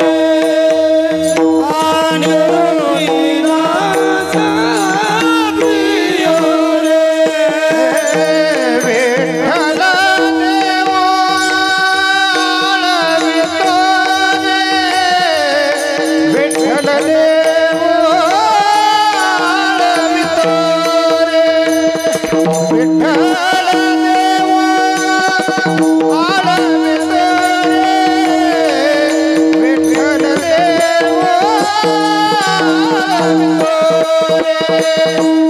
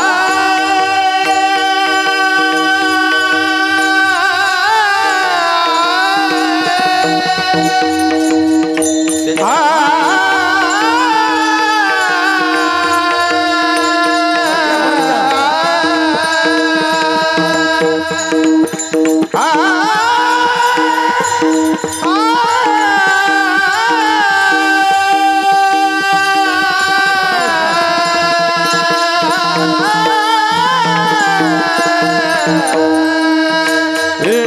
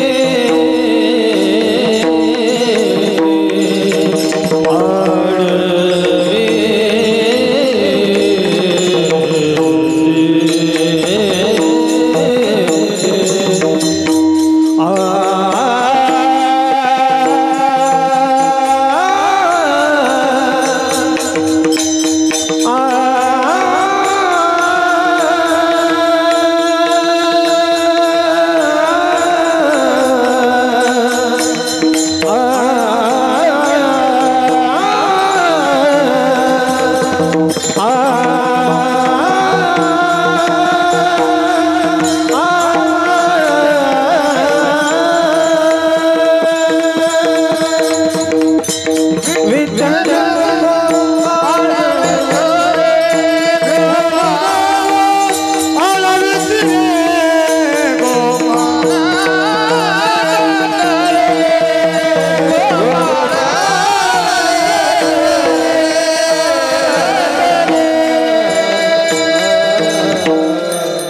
गोपाळ भगवंताच्या प्रेमामध्ये रत झाले तसं माऊली